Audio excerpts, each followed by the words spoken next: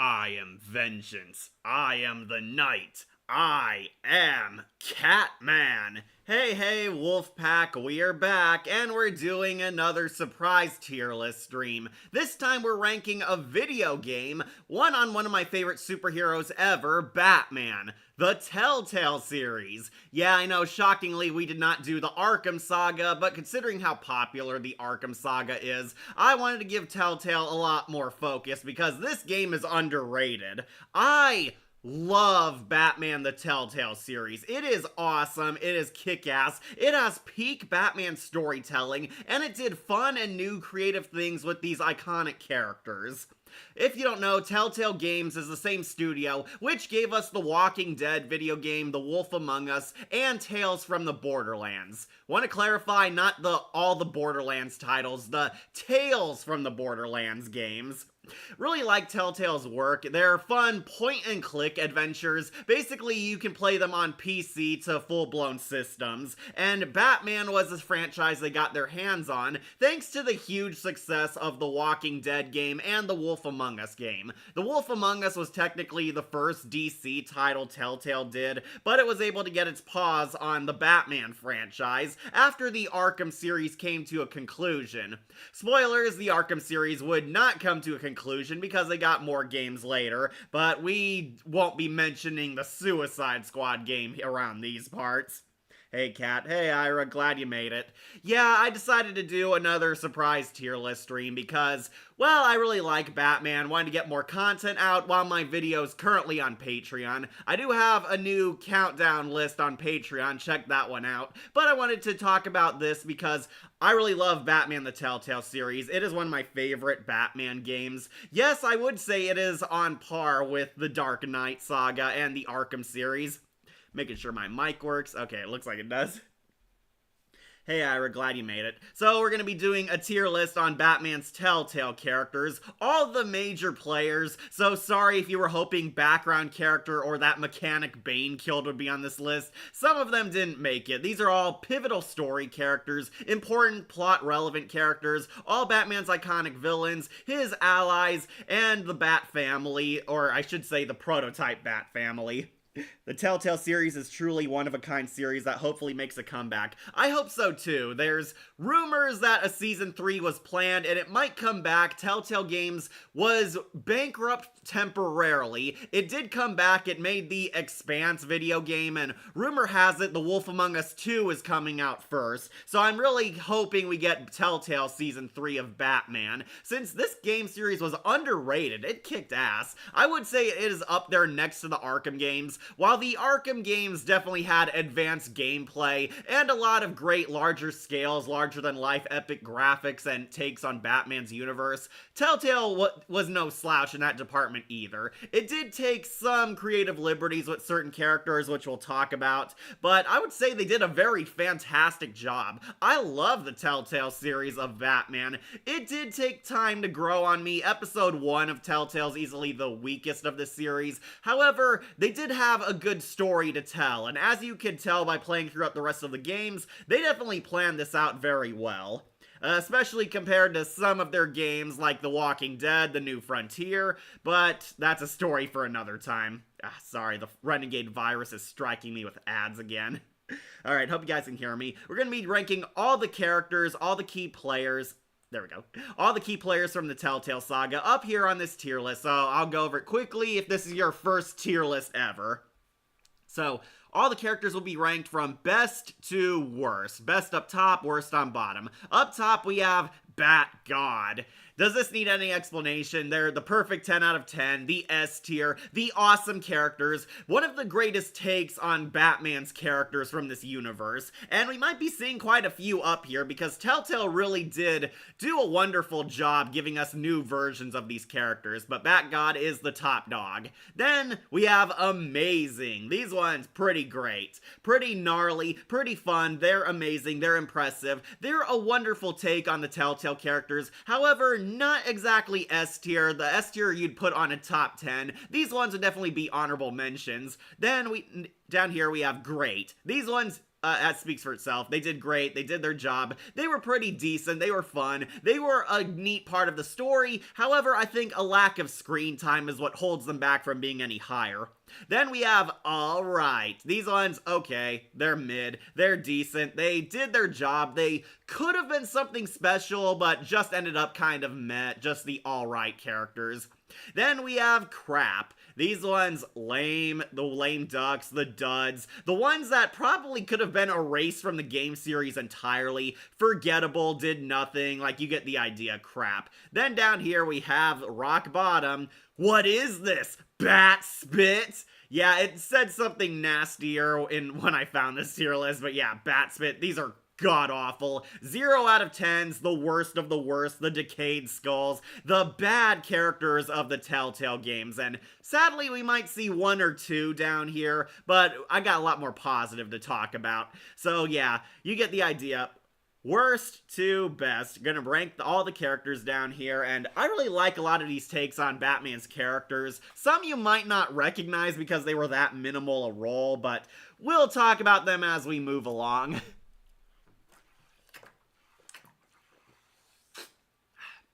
Sorry, I got my 500 waters here to stay hydrated. So let's start this list. Let's do it with, of course, the one you all came to see, the B-Man, the Bat. And if you can't tell, Bruce Wayne and Batman are both on this list because Telltale is more or less the Bruce Wayne video game where Batman's kind of on the sidelines. But of course, if you've seen my top 10 Batman list, you know I love Troy Baker's Batman going on to Bat God, and we might as well put Bruce Wayne up here too. I might actually put Bruce Wayne in front of Batman, yeah, for once. So, Batman, of course, he's the main protagonist because he is the title character. Bruce Wayne / Batman is our main protagonist of this franchise, and ironically, Telltale focused a lot more on Bruce Wayne. Bruce Wayne is more or less the real focus, the real one in the spotlight, and the one who gets the most character development. Batman is of course there because, you know, he is Batman. Get plenty of kick-ass action scenes, all that bat tech. See how he operates as the Dark Knight. Once again, the game series is in his early days as being Batman. This is sort of the Dark Knight year 2. Bruce Wayne basically gets a lot more focus, so Telltale could do their graphics much easier, since Telltale does not have the budget of Rocksteady. Basically, Bruce Wayne is trying to live his life as a noble like white knight. He's trying to help save Gotham. However, he's putting up his act, basically pretending he's this goofy rich guy, this Paris Hilton in Gotham City type of character, that he's, you know, just a laid-back billionaire playboy who doesn't take anything seriously. However, this actually gets focused on and called out. Basically, it turns out in a huge twist, mega ultra spoilers, that Bruce Wayne's parents were mobsters.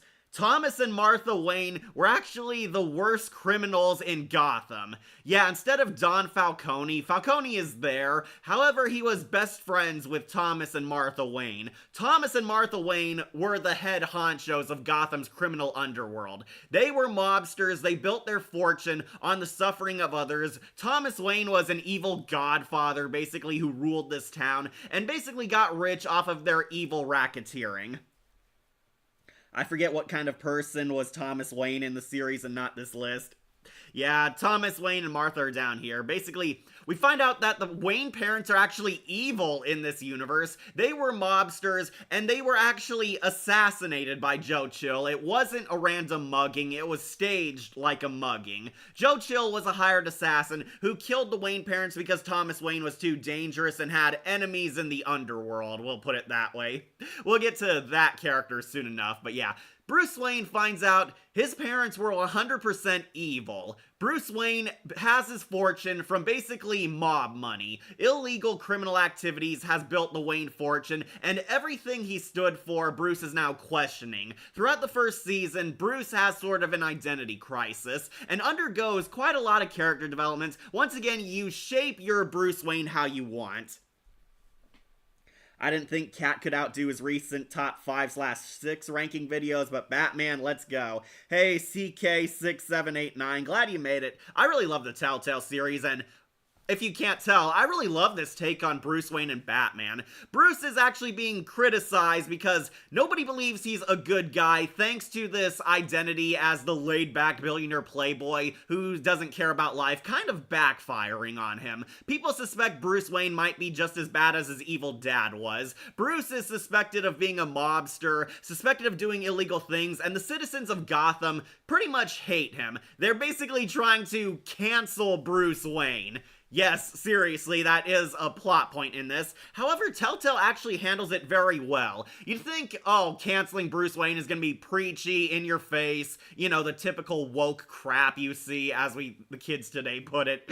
Basically, all this politics stuff. Actually, no, they actually do explore it. We do see Bruce is shaped by your actions. You can make Bruce act like Christian Bale Batman, Adam West Batman, even Crazy Steve. Basically, the different interpretations of the Dark Knight, and his actions kind of play a part in how others interpret his character. The relationships in this game are ultra important and very fascinating. Even though they were mobsters, anyone who would protect their child can't be 100% evil. Yeah, I fully agree, Ira. Thomas and Martha at least protected their kid until the very end. What is the Telltale? Never heard of it. Telltale Games is a video game franchise. They made the choice-based adventures. They made the Walking Dead video game, The Wolf Among Us, Tales from the Borderlands, the recent Expanse video game that was created by them. Game of Thrones, they also did Game of Thrones, and they did the Back to the Future, the video game. They managed to get their hands on Batman, and did this game for DC after the Arkham games quote-unquote concluded for good. And as you can tell, that did not happen because they made Suicide Squad kill the Justice League, which sucked, and they made Arkham Shadows, which I have heard good things about. But yeah, their Telltale game's very good. Basically, Bruce is trying to prove that he's a good person, and he has to prove he's good now as both Batman and regular billionaire Bruce Wayne. The public pretty much hates Bruce Wayne. There's kind of this PR scandal war, people trying to cancel Bruce. The entire citizens and town of Gotham hate him. They think he's a mobster just like Thomas Wayne, and of course we know he's not because he can't explain his case that he's secretly moonlighting as Batman, because that would compromise his identity. If you're curious about the Dark Knight side, yes, once again, the police fear Batman. Everyone thinks Batman's this dangerous lunatic vigilante in a mask, stirring up chaos and doing more bad than good. But we know that's not who Batman is. Batman's trying to be the good guy. However, he also has to prove he's a good guy as Bruce Wayne. He's the White Knight and the Dark Knight in this game. Oh yeah, they also made the Guardians of the Galaxy game. I really loved that game too. Surprisingly, they removed it from the Xbox store. Don't have a PlayStation, but I think they removed it there too. Maya, Haunted Mask, Jaws, now Bruce Wayne. You've truly covered the spectrum of my late 90s nostalgia memories. Hey, Bruce Wayne is a timeless classic, okay? So basically, throughout the game, Bruce is trying to prove himself. He gets into a lot of drama. We have Batman's other characters. He has struggles with his best friend, Two-Face. Harvey Dent is in this game. You can actually romance Catwoman, romance Vicky Vale, but warning on that. And Oswald Cobblepot is his former best friend. This is the Penguin. Yeah, I know he's a skinny guy, but what can I say? Gotham was popular at the time. Basically, Batman has a lot of great relationship drama with everyone, and your choices help shape the kind of person Bruce is and the relationship status he has with everyone, with up to Alfred to Catwoman to even Commissioner Gordon and even his villains. How is your Batman going to be? What are the choices you make? Bruce eventually proves himself good based on your choices. You can make or break friendships and make new enemies, fight the Penguin, fight Two-Face, fight Lady Arkham, fight Catwoman, or hook up with Catwoman. Try to save a city that basically hates Bruce Wayne by this point. And at the end of the game, he proves very successful. Your choices kind of help shape the ending, but basically, Batman stops Lady Arkham's rampage and siege of the city. It all culminates in, what else? A mass prison break at Arkham Asylum, where you have to fight Lady Arkham. Lady Arkham is pretty much both the Arkham Knight and Scarecrow combined, but it's a really kick-ass kick-ass fight scene, you save Alfred, and at the end of the game, you can either redeem Batman or redeem Bruce Wayne. I honestly pick the Bruce Wayne option every time because it kind of makes the most sense considering how much time we spend with Bruce's side rather than the Dark Knight's side. Hi, Kat. Hey, Akira. Like Batman, a Telltale game. I love the Telltale series. I remember what Amanda once said, the world needs a Batman. Yep, that is true. That is Justice League Unlimited. Amanda Waller is also in this saga, but we'll talk about Deborah Wilson's Waller soon enough.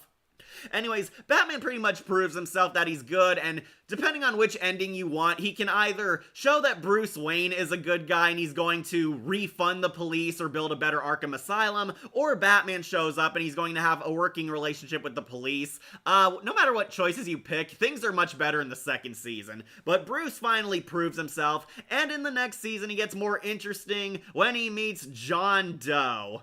Yeah, we got two John Does down here. I know. Which one you guys want in the next one? The villain or the vigilante Joker? So, why we didn't have Teen Titans, a Telltale game? That's because Telltale Studios went bankrupt until they came back very recently, and they're trying to reestablish their assets. Currently, they're working on The Wolf Among Us 2, which is still taking a lot of time, but I hope it's good. I really hope we get Telltale Season 3. Anyways, in Season 2, Batman becomes best friends with the Joker. And depending on your choices, you can help shape the Joker's future. Is John Doe going to become a psychotic supervillain, or try to be an anti-hero vigilante like his hero Batman? Really like John Doe, but basically, Bruce tries to be a friend for John Doe, and depending on how you view your friendship and how you choose, you can either treat John Doe like a pawn and use him, or you can actually become best friends with him. Very funny, odd friendship. Got both the Jokers down here, and Bruce's character kind of revolves around the Joker in the second season, which I actually did like. I know we're all tired and sick of how many stories the Joker takes over, but considering how his relationship with Bruce is what's heavily focused on, I kind of grew to like John a lot. Vigilante Joker. Like, who will play Starfire on Telltale games? Hopefully Hynden Walsh, but I'm open to Kari Walgren becoming Starfire again.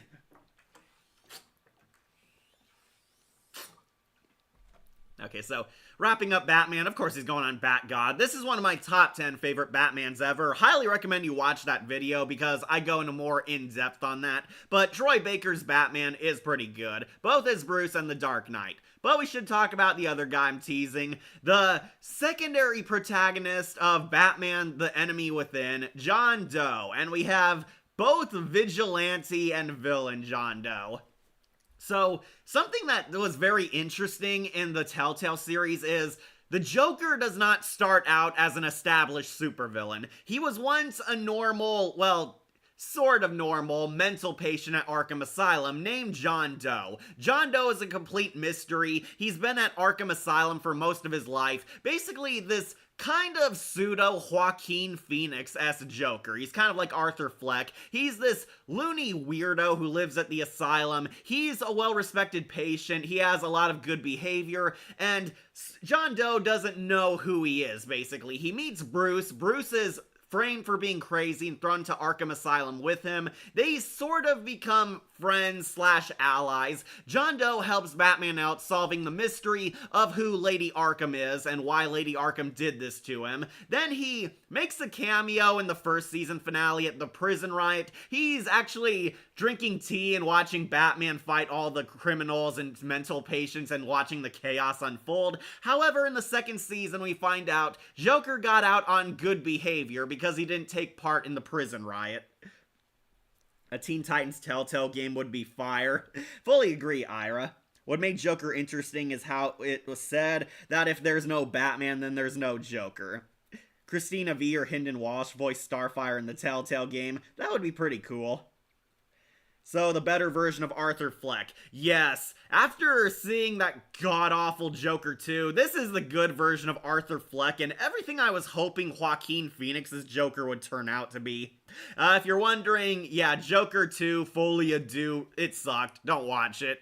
I'm kind of glad I didn't make Joaquin Phoenix #1 Joker after that, and Anthony Ingruber's John Doe is iconic. Really love him. Is Telltale your favorite version of the Joker? He's had a lot of standout portrayals. Joker did make my top 5 best Jokers. Highly recommend you watch that video to see where he ranked, but he is in the top 5. I love Anthony Ingruber's Joker, and yes, we'll be putting Vigilante Joker up on Bat God, but Villain Joker, I'm gonna put on Amazing. I know it's weird considering they're the same character, but I do not like the villain path because of how angsty, depressing, and really creepy this Joker is.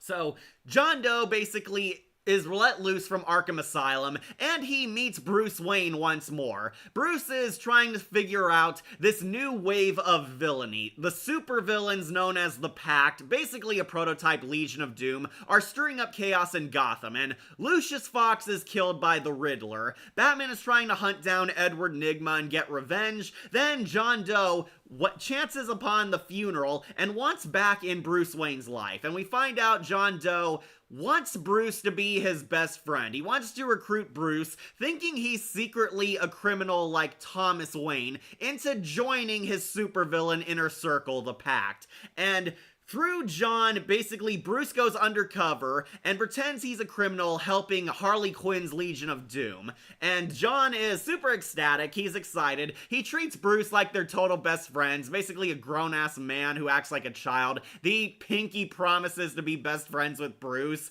at like this weird bad guy bar. It is so hilarious. I love Anthony Ingruber's portrayal. Hey, Okato. Hey, Monica the Savage Bear.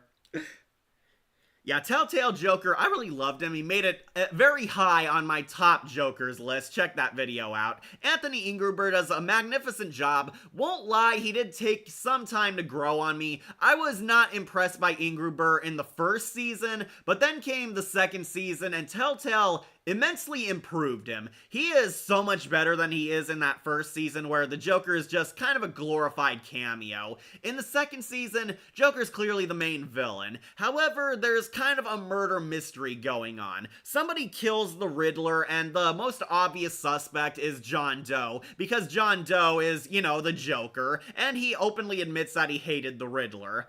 John Doe and Bruce become best friends, and your friendship is put to a massive test all throughout the game. Basically, John's doing favors for both Bruce, and hilariously, the Joker is actually a fanboy of Batman. In this universe, the Joker actually idolizes Batman, and he treats Bruce like his bro. And it is very funny, it is very entertaining, a lot of fun banter, and surprisingly very hilarious scenes. This Joker is actually pretty funny. I first saw this in Jacksepticeye's channel. Okay.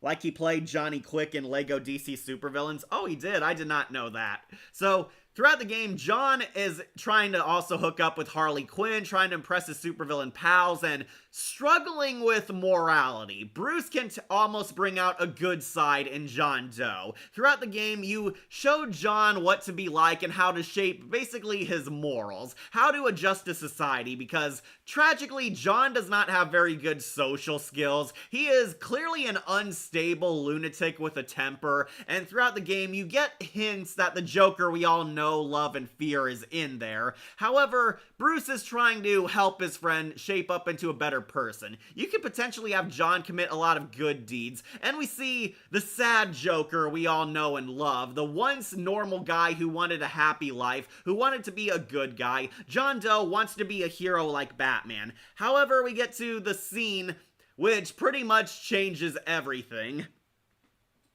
The funhouse scene. Yeah, you know what I'm talking about, the funhouse. So, after things go awry between the Legion of Doom and Amanda Waller's agency, a lot of villains are captured, the Legion of Doom falls apart, Harley Quinn basically abandons Joker, John sends a text to Bruce Wayne to help him out and meet him at the funhouse, and when we get there, it is like one of the creepiest scenes ever. Bruce Wayne goes to this funhouse, and It's very disturbing, warped, like something out of Arkham City directly. A lot of creepy stuff, blood splattered on the walls, and you find a whole bunch of corpses with John dead in the center, freaking out, having a panic attack and a meltdown, wishing things would go back to being right. And it is a very haunting scene. This is where your ultimate choice matters.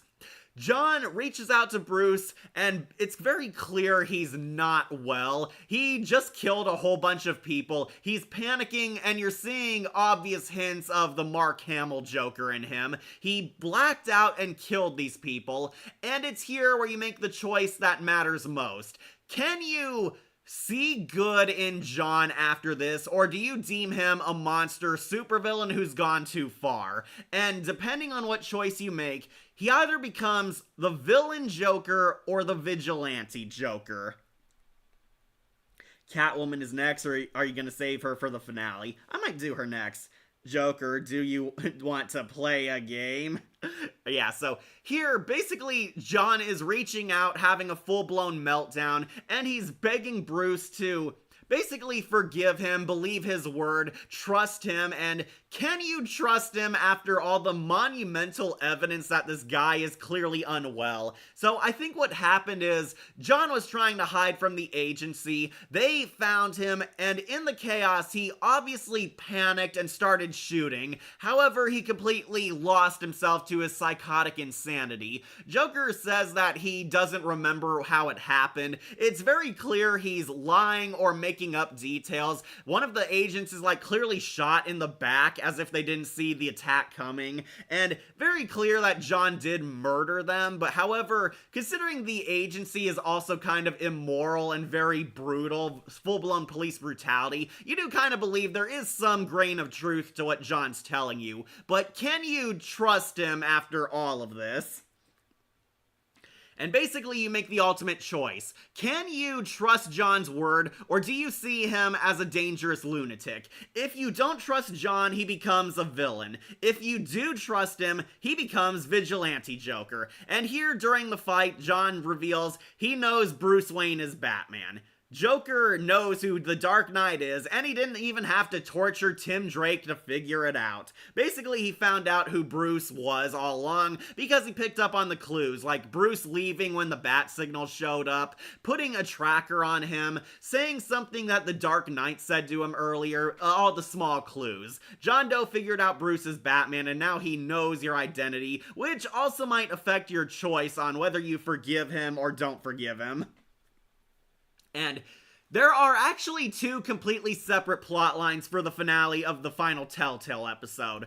Either you don't trust him, he runs away and becomes a villain Joker, giving up completely on being a good guy and embracing his inner evil and his psychotic, violent nature. Or, if you do trust him, he becomes the vigilante Joker, becoming a badass anti-hero vigilante like the Dark Knight and righting wrongs on the streets. Basically, there's this big face-off on the bridge. Harley Quinn has a deadly virus vial, and John shows up either to talk her out of it or to hook up with her and team up with her in destroying Gotham together.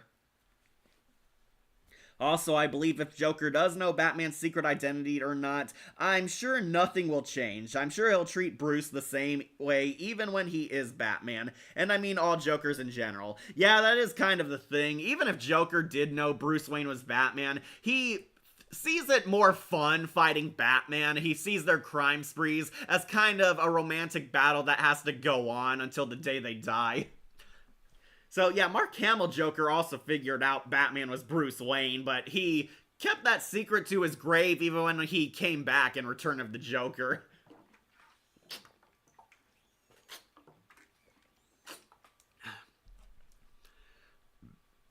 Sorry, I need some water. Alright, well, let's get villain Joker out of the way. Basically, in the villain episode, Joker is now fully evil. He's basically Heath Ledger's Joker. He has, like, all the razor blade weaponry, all the jigsaw traps, and going on a complete terrorism spree with Harley Quinn. He saves Harley from the bridge in this ending, and he embraces his villain side. I do not like the look of this Joker. That kind of lost him points, and basically this Joker acts like a pissed off ex-girlfriend. He's like throwing hissy fits. He's upset that Bruce betrayed him, and he treats his falling out with Bruce like a bad breakup. So he's getting back at basically his ex by ruining his life.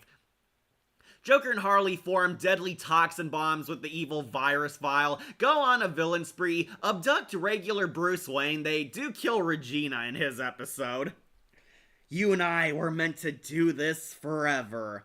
If only. R.I.P. Heath Ledger. If you're curious, Vigilante Joker is more like Heath Ledger's Joker. The terrorism, he likes the violence, he has a whole bunch of razor blades. His henchmen have those iconic masks from The Dark Knight. Yeah, you know, from the bank robbery. They dress like those Joker goons. Vigilante Joker, I would say he's more like Cesar Romero and the Kevin Michael Richardson Joker when he was trying to be Batman. Yeah, remember that where Joker stole Batman's identity in the Batman cartoon? He's kind of like that in the Vigilante path. Basically, Villain Joker goes on a villain spree. You fight him, team up with Catwoman. There's some things the villain episode does better and does worse, while the Vigilante also has a lot of things that did greater, but some missteps here and there, namely no finality with Catwoman. But in the villain path, there's kind of no finality with Amanda Waller too, so yeah, some missteps. Basically, these two episodes are vastly different. Villain Joker goes back to the funhouse and stages this get-together party for all his enemies. Bruce, Alfred, Selina Kyle, and Tiffany Fox are all held hostage and playing his and Harley Quinn's deadly game. You do get a pretty badass couples fight with Bruce and Selina fighting Harley Quinn and John Doe, which really kicks ass, though. I kind of wish they were in costumes. It also kind of raises some plot holes as to how Harley Quinn and the Joker goons never figure out that Bruce and Batman are the same person, even though the Joker does not hide it, but yeah.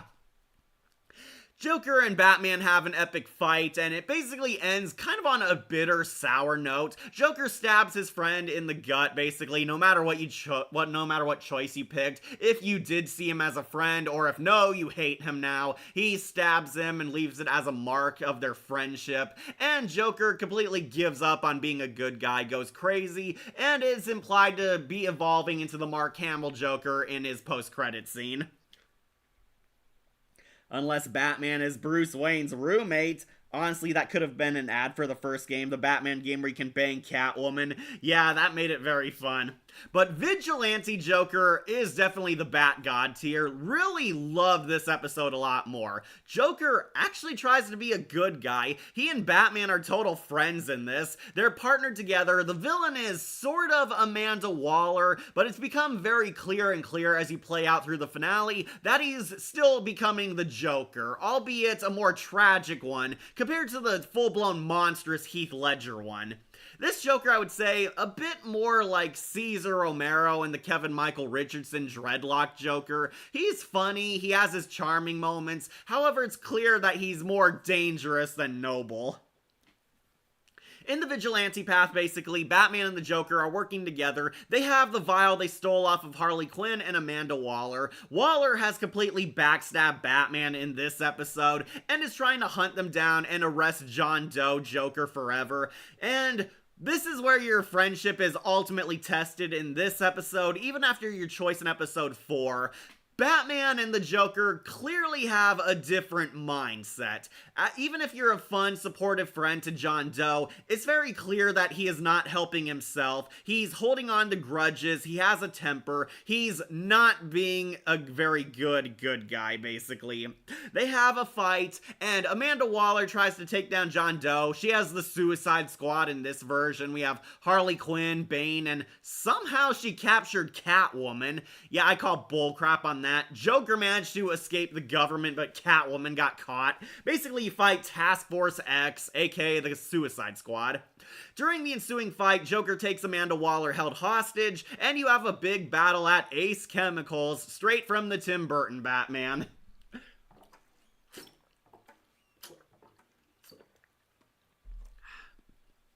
So, during this fight, we finally see John Doe become the Joker. He wants to kill Amanda Waller. He almost kills Batman in the ensuing fight. However, Bruce survives and he has to confront his best friend, finally acknowledging that Joker's gone too far. And it's here where John fully snaps and becomes the villain Joker anyway.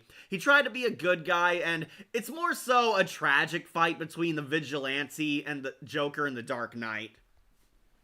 Really love this epic fight scene. You save Amanda Waller. It's revealed that Tiffany Fox is the one who killed the Riddler, and John has completely lost his mind because of all the events that unfolded around him, and he can't stand that he and the Dark Knight have completely fallen apart. And it leads to a tragic yet kick-ass fight in the Ace Chemicals plant.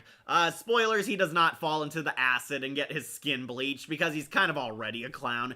Batman beats him up and you get the final choice, did you ever consider me a friend? And it is a beautiful scene. It is very tragic. It is kick-ass. It is fun. And it's ultimately the point where Batman and Joker finally put like a nail in their friendship. Is this gonna make or break you guys forever? And if you do say you were a friend, it actually leads to a happy post-credit scene where Bruce and John are still talking to each other. However, it's very clear John is not well adjusted for society and has to be sent back to Arkham Asylum no matter what ending you got. Unless Batman is Bruce Wayne's roommate.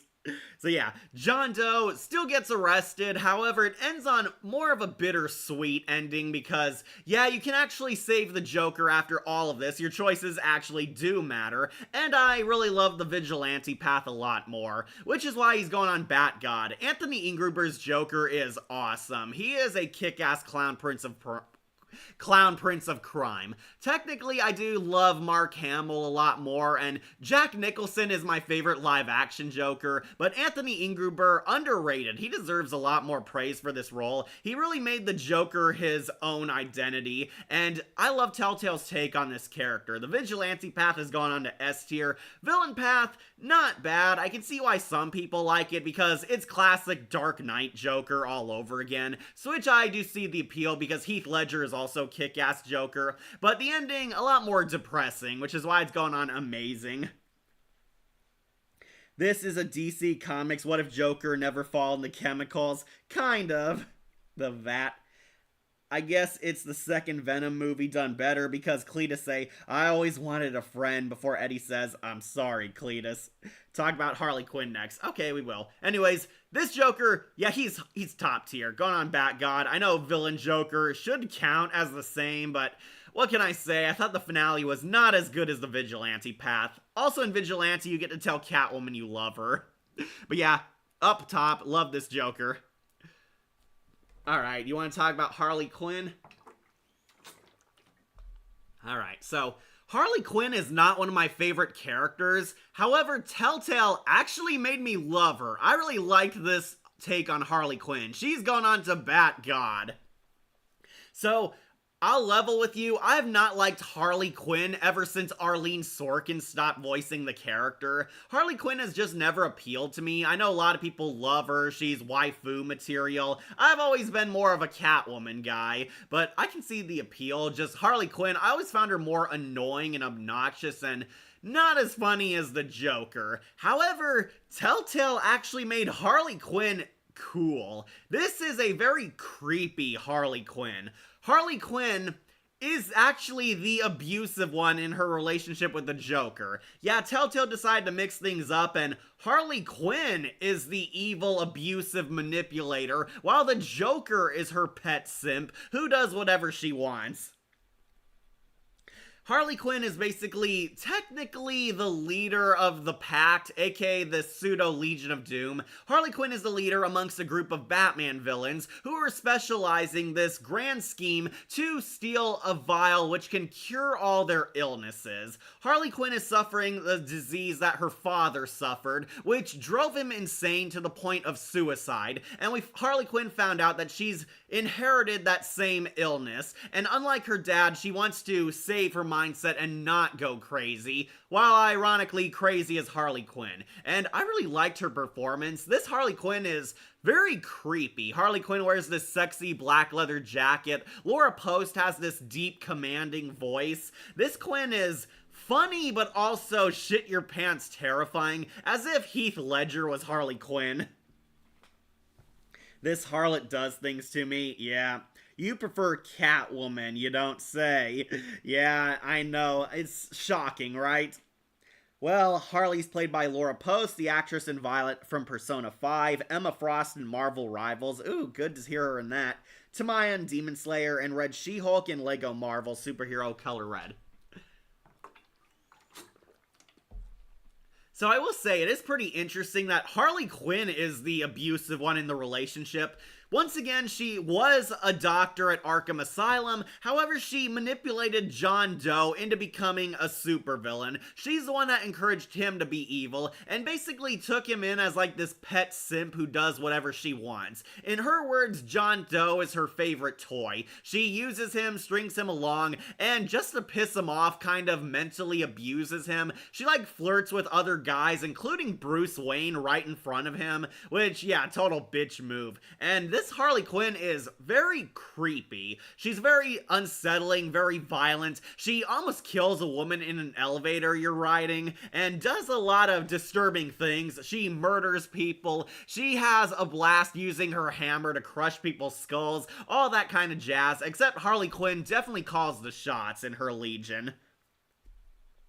So Harley's plot is basically Harry Osborn's from The Amazing Spider-Man 2. Haha, yeah, kind of. So Harley Quinn is suffering this same disease her father had, which turns you crazy and is eventually consuming you and slowly killing you. Her father committed suicide, and it's kind of a sour note for her, because she and her dad actually loved each other in the Telltale verse. Yeah, ignore the Harley Quinn show with Charlie Adler as Mr. Quinn.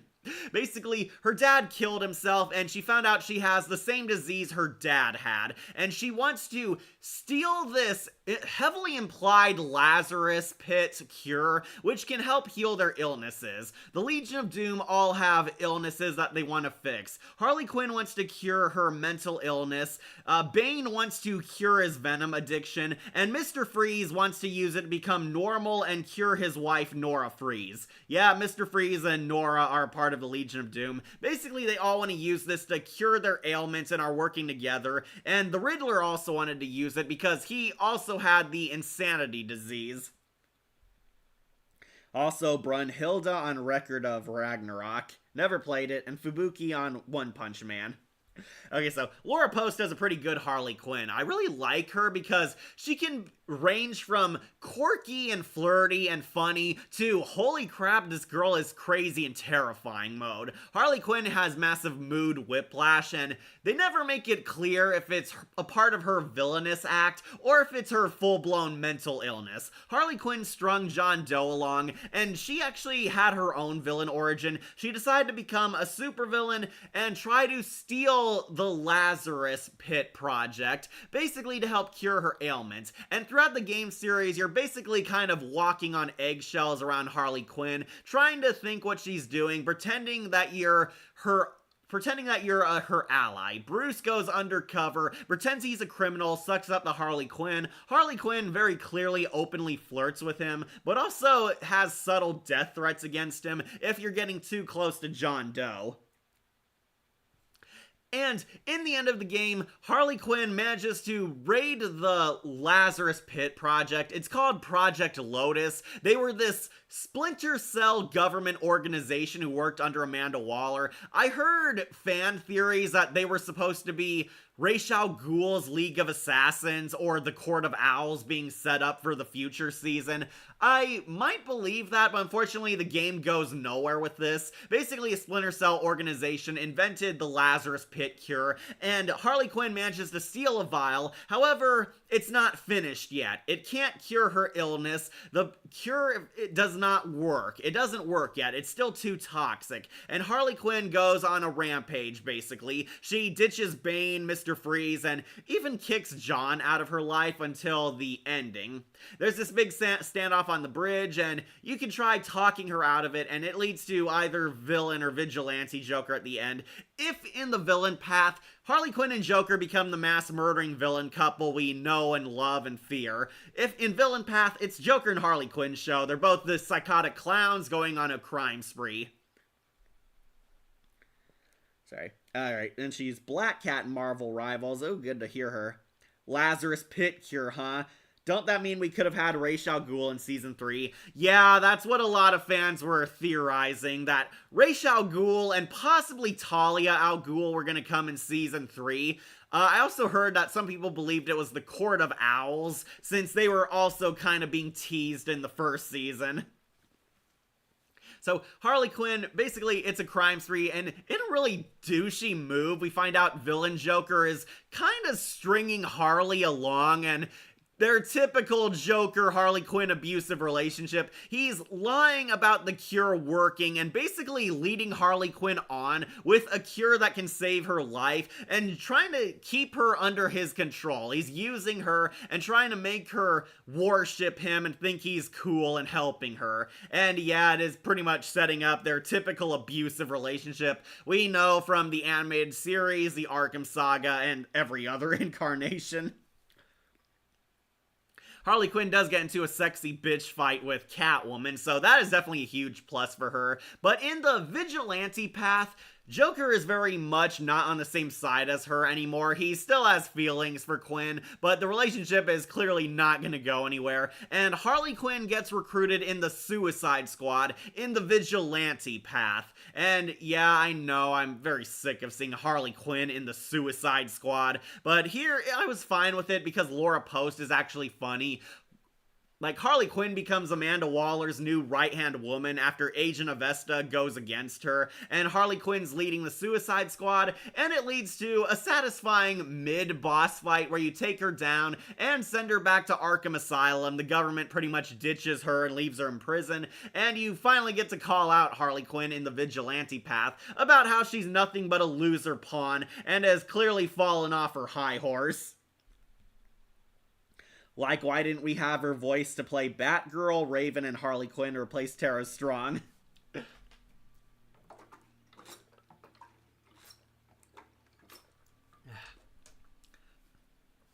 But long story short, I do love Telltale's take on Harley Quinn. She is actually pretty scary, pretty cool. Love her redesign. I actually think this Harley Quinn is way hotter than Arlene Sorkin's The Animated Series look.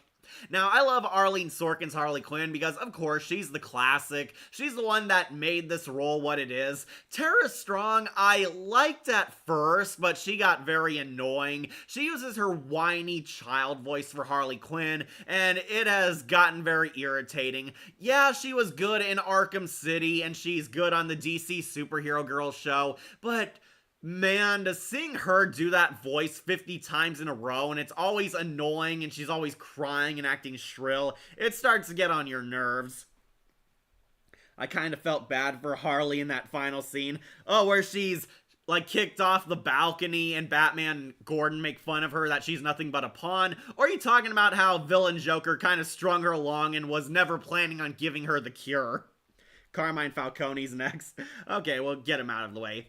Anyways, really loved Laura Post's performance as Harley Quinn. She's not trying to go for annoying, she's actually trying to go for bone-chilling, creepy. She'll make you laugh until she decides to kill you. That's the kind of Harley Quinn this is. An actual dead serious, very creepy, and actually threatening Harley Quinn. And I really like this take on her. I hope Laura Post plays Harley Quinn again, or at least we get this design for her, because Telltale actually made my second favorite Harley Quinn, so she's going on to Bat God. Anyways, you want Carmine Falcone? He's going on alright. Yeah, we have our first alright. If you don't know, this is Carmine Falcone, the head mob boss of Gotham City, the first actual villain Batman has to take down. This is the elite godfather, the head mob boss, the prime root of all crime in Gotham City. Carmine Falcone actually was best friends with Thomas Wayne and Martha Wayne in this version. We find out there's more to him than meets the eye, but initially you get the idea. Corrupt mob boss, he's the real one who owns the city. He shows up in episode 1, basically trying to strong-arm Bruce Wayne and Harvey Dent into joining forces with him, implying that his father did the same, but you don't believe him at first because there's no proof that Thomas Wayne is evil yet. I'm hoping if they make a season 3 that we see her again and we get to redeem her. I hope to see her again in season 3 too, but honestly it feels like they're trying to set up Ra's al Ghul in the Court of Owls based on the Lazarus Project. So Harley Quinn never wears her red and black latex costume. No, you can't tell in this picture, but she's wearing like a black leather jacket with a red corset, and she dyed like her hair half red and half black, basically to emulate Harley Quinn's colors, but giving her like a more ghetto gangster kind of clown girl look. How Batman and Gordon tell her that she's nothing more than Waller's pawn. Okay, that's the scene you're talking about. You almost feel sorry for her, but considering what a psycho bitch she was towards John Doe, I felt kind of satisfied. We need a Telltale game tier list since Wolf Among Us 2 is coming soon. Yeah, I have to play The Expanse. I have not played The Expanse Telltale game yet, and if that is going to be a tier list, I do have to play through that. Never watched The Expanse in my life, so I'm going in completely blind. And I'm also waiting for The Wolf Among Us 2. I'm looking forward to that. Yeah, I know Batman Season 3 would also be awesome, but considering how long we waited for a Wolf Among Us 2, I'm looking more forward to that. Why did you say that name? What can I say? I loved Margot Robbie since Wolf of Wall Street. Too bad they kind of had to rush the Joker relationship because of Jared Leto. Don't mention Jared Leto, Joker. Who played Lester in the Twilight Zone episode Her Pilgrim Soul? Okay, that was him. Alright. So, as I was saying, Don Falcone, basically you get the idea, he's kind of the head mob boss. He's basically his year 1 Carmine Falcone counterpart. Basically, I'm in charge here, nobody stops me, that Batman vigilante's just a myth, until you eventually finally get enough evidence against him and take him down. Technically, Falcone's the final boss of episode 1. Batman invades Falcone's basically his evil elite club, his villain club, his bar. You attack him there and you get into a pretty cool boss fight. I will admit it is pretty fun. Batman's taking down gangsters, knocking the mob kingpin off his throne. Carmine Falcone does not go out like a puss like he did in Batman Begins. He actually gets like a shotgun and turrets and he's full-blown fighting Batman. Not bad for an old guy, but basically he goes out swinging, has this epic climax, and then after you beat his ass, you find out he wasn't lying, he was telling the truth. The Wayne family are the richest mobsters in Gotham. And you see a photo of Don Falcone, corrupt Mayor Hamilton Hill, and the Wayne parents all hanging together in their evil mob meeting. And you find out it was true. The Waynes were evil mobsters just like him. Falcone only took over after Thomas Wayne was killed. And basically you take him down in episode 1 and his criminal empire is completely shut down. It's on the ropes. Tragically, no foreshadowing of Alberto Falcone. Really sad that you think they'd give a long Halloween episode, but no. Dr. Jajar in Star Trek The Next Generation, Pharaoh in the Joseph King of Dreams, Franklin Storm in Fantastic Four 1996. I think he was also General Ross. Oh, and he's General Grievous in the Tartakovsky Clone Wars. Yeah, that's where I recognized his voice. So, in episode 2, there's surprisingly a shocking, tragic scene where he's like on his deathbed after the beating Batman gave him. He's been completely brutalized, he needs machines to live, and we find out Don Falcone's kind of a recovering drug addict. He apologizes to Bruce Wayne, and he was really trying to be genuine when reaching out to him. He admits that he always saw Bruce as kind of like a son figure, and Bruce finally finds out the truth from him that his parents were mafiosos, and he actually genuinely liked Martha Wayne, and you're trying to get the answers if he hired Joe Chill to assassinate the Wayne parents. However, he reveals that it was not him. He looks like Rupert Thorne. Yeah, he kind of does, but he's got kind of his bald spot. They did not make him look like Year One Falcone at all.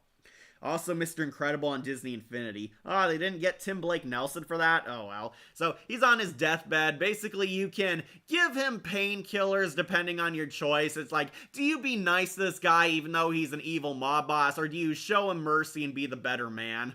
If you be the better man, he apologizes, and then he's surprisingly killed. Carmine Falcone is shockingly assassinated by Renee Montoya. Montoya has been infected by what's implied to be fear gas. We see a prototype version of the Scarecrow's fear toxin in the Season 1 game. Montoya was used as a Manchurian agent, infected by the fear gas, and she shoots and kills Don Falcone, and that is kind of the end of his story. Also, Bato and Avatar. You have your father's sense of humor. So, Falcone is anticlimactically killed, and unfortunately, it means the police have now lost their lead. They find out that he did not hire the assassin to kill the Wayne parents, and Bruce still doesn't have closure. Basically, they kind of give him a tragic send-off for such a bad guy, which I'm kind of impressed by. It did kind of work. I think he was alright as a character, which is why we'll stick him down here, but not my favorite interpretation of Don Falcone. I liked Batman Year One Falcone, and I really loved how Gotham did Carmine Falcone. Here, they kind of made him look like Buck Strickland, which honestly made me laugh.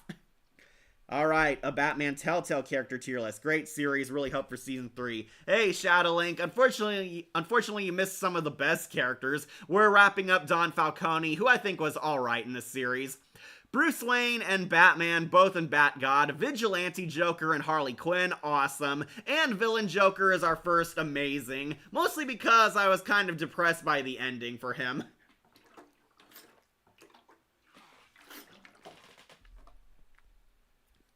You want Amanda Waller, okay.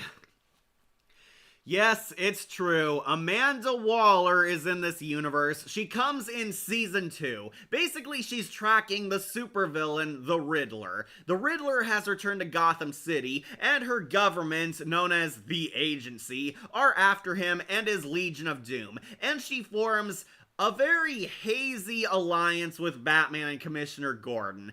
And I know a lot of people might agree with me or disagree, but we'll put her on Bat Spit. Yep, got our first bad character. I hate Amanda Waller in this, especially in the Vigilante ending. I hope they get Christina V as Poison Ivy in Telltale games.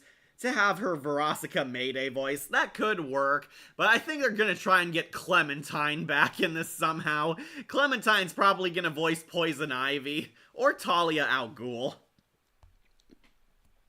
Is this skinny or fat Amanda Waller? Hard to tell, but it is kind of obese Amanda Waller. She's not as big as she's in Justice League Unlimited. So, Amanda Waller shows up in Season 2, and she reveals she also knows Batman is Bruce Wayne. And she's basically blackmailing Bruce / the Dark Knight into working for her and helping track down the Legion of Doom. And Batman is kind of forced to answer to her. She pushes Commissioner Gordon to the sidelines, keeps him out of the loop, and Batman has a very strained relationship working with her. It's setting up that dynamic between Batman and Waller that they had in Justice League Unlimited.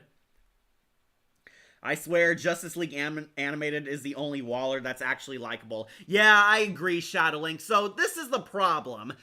People keep trying to replicate the Justice League Unlimited Amanda Waller. They keep trying to capture that, oh, she's a morally gray character. However, they don't make it work because they keep making her too irredeemably bad and do not give her enough heroic moments like she had in Unlimited. In Justice League Unlimited, CCH Pounder's Amanda Waller is a well-layered, in-depth character. She has layers to her. She does have a good side, and she actually has a valid point. She does questionable and borderline evil things, but it's for a good cause. The Amanda Wallers we get later, just like in Telltale series, are not done well because they do not capture that gray morality and that sense that she does have noble intentions within her. I liked Nick Fury better than Amanda Waller. Yeah, that's who everyone likes. The Waller from DC Superhero Girls 2018 is likable. You mean the principal one? The one that made all the characters lighthearted? I never liked Amanda Waller in any adaptation. So if you don't know, Amanda Waller is that stone-cold government agent. She gets things done. She's no nonsense, dead serious, honed in and focused on her tasks, and doesn't care how many lines they cross to achieve their goals, so long as she and her government win. However, it's very clear Amanda Waller has a very shady side, even back in Unlimited. However, the difference is, in Unlimited, she did have noble goals. She wanted to protect the world and make sure the Justice League wouldn't turn against them. She did things that were immoral but had a purpose to them. Had noble endgame, basically. She wanted to help people. She wanted to bring good, and she didn't like the Justice League because she didn't trust them. In here, she's like a full-blown bitch. She doesn't trust anyone, including her own agents, which is why they never get Amanda Waller right. Basically, she acts like a bitch towards everyone and doesn't display her noble side. Justice League Unlimited Waller is never gonna be recaptured because her character is like perfect lightning in a bottle, like everything about the DCAU. Telltale Waller, she is pretty much a stone-cold bitch. You do not like her. She's mean to Commissioner Gordon for really no reason, even though he's actually trying to help her. It causes a strain between Batman and Gordon. They have their hero alliance, but it's very shaky.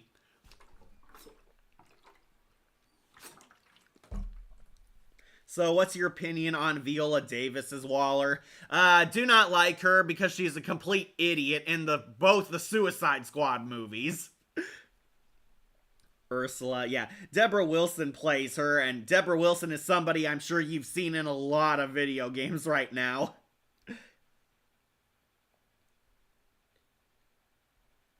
Sorry, just catching up on comments. Also, she was Devora in MK Legends Battle of the Realms. Oh, Devora talked in that movie? I did not remember her having a single line. The only variant of Waller I liked is the one who got hit by that golf club. Yeah, you're talking about James Gunn's Suicide Squad Waller. That's because she deserved it. I'm the whole goddamn hurricane! Yeah, Waller. She's gonna bring the thunder on us. Thunderbolt! I'm the whole goddamn hurricane! She was also the one who created the new Batman from Batman Beyond. I did not like that episode. Speaking of Jim Gordon, he's great in this series. Very underrated Gordon. Might as well do him next. Okay, I will. Let me just finish Waller. So, Waller basically has a rocky relationship with the Dark Knight. It's very clear she's crossing lines, causing some drama between all the characters. Mostly Commissioner Gordon, because she's very mean to him and doesn't trust him. The government is basically taking over this case from the police. Gordon is losing control of his city and at odds with Waller. And depending on your choices, Batman's relationship with Waller is also very shaky.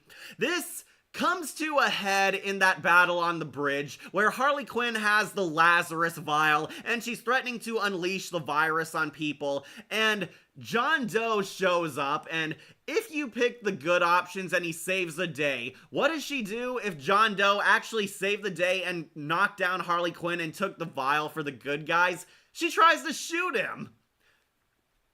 Yeah, really, she tries to kill John Doe because he refuses to give the virus to the government, because even a crazy man like the Joker knows that Amanda Waller can't be trusted. She completely turns against John Doe and Bruce Wayne, tries to kill him for the vial, and this causes Joker to either come back full swinging as a villain or a vigilante, and he gets revenge on Waller, and Waller is pretty much the villain in the vigilante episode. In the villain Joker, it's obviously the clown is in the wrong, but here, Joker and Amanda Waller both kind of share the villain slot in the finale episode. Amanda Waller is completely in the wrong at this point. She has the government taking over, hunting down the Dark Knight and the Clown Prince at all costs.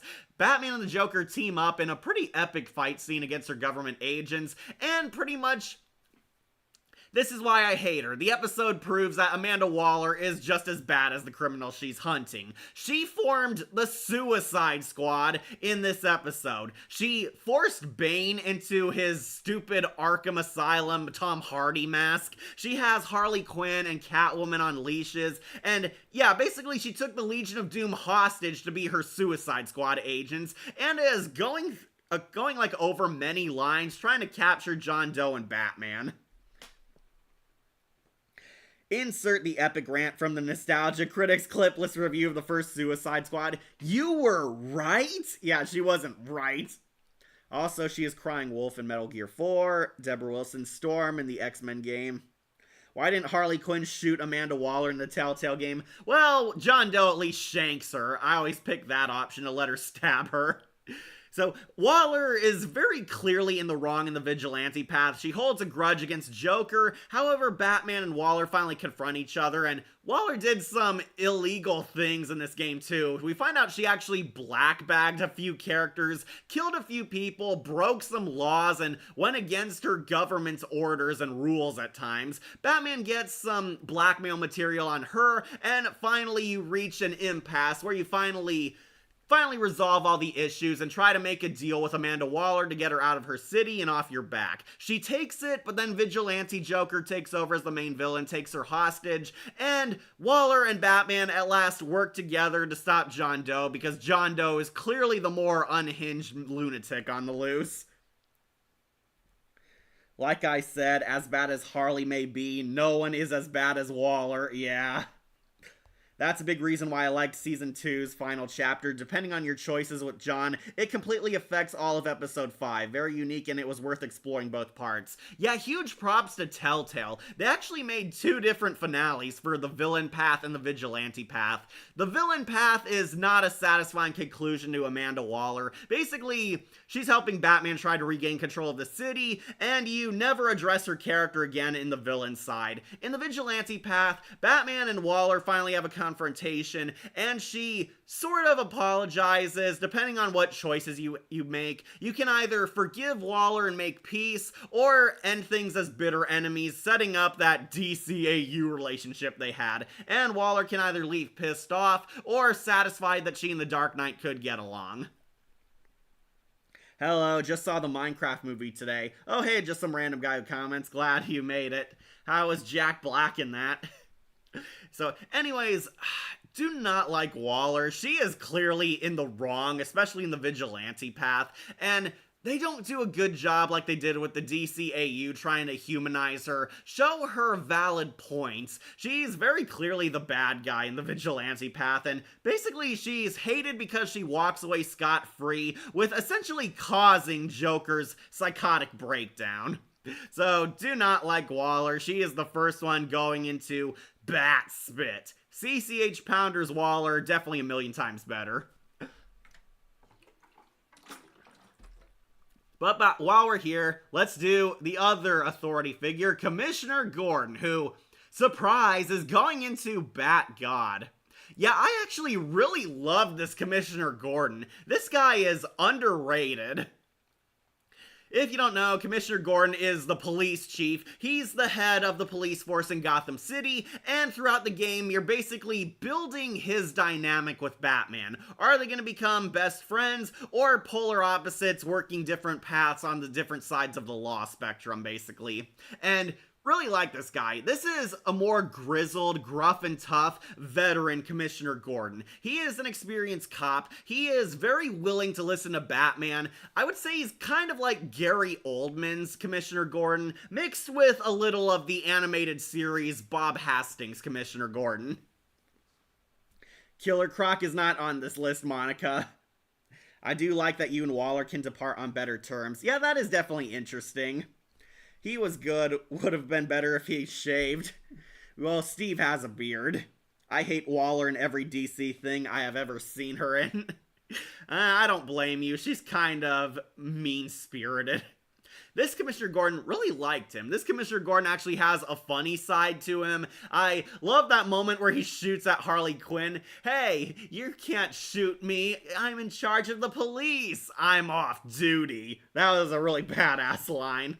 Commissioner Gordon gets a lot more to do in the second season. In the first season, basically he and Batman are the last line of defense against the children of Arkham's terrorism spree and the Mayor Harvey Dent's slow corruption. Commissioner Gordon basically becomes allies with Batman in the end of the first season. Then season 2, your friendship is kind of tested. Your choices do matter, and how you decide to react to Gordon definitely affects how your friendship will be by the end.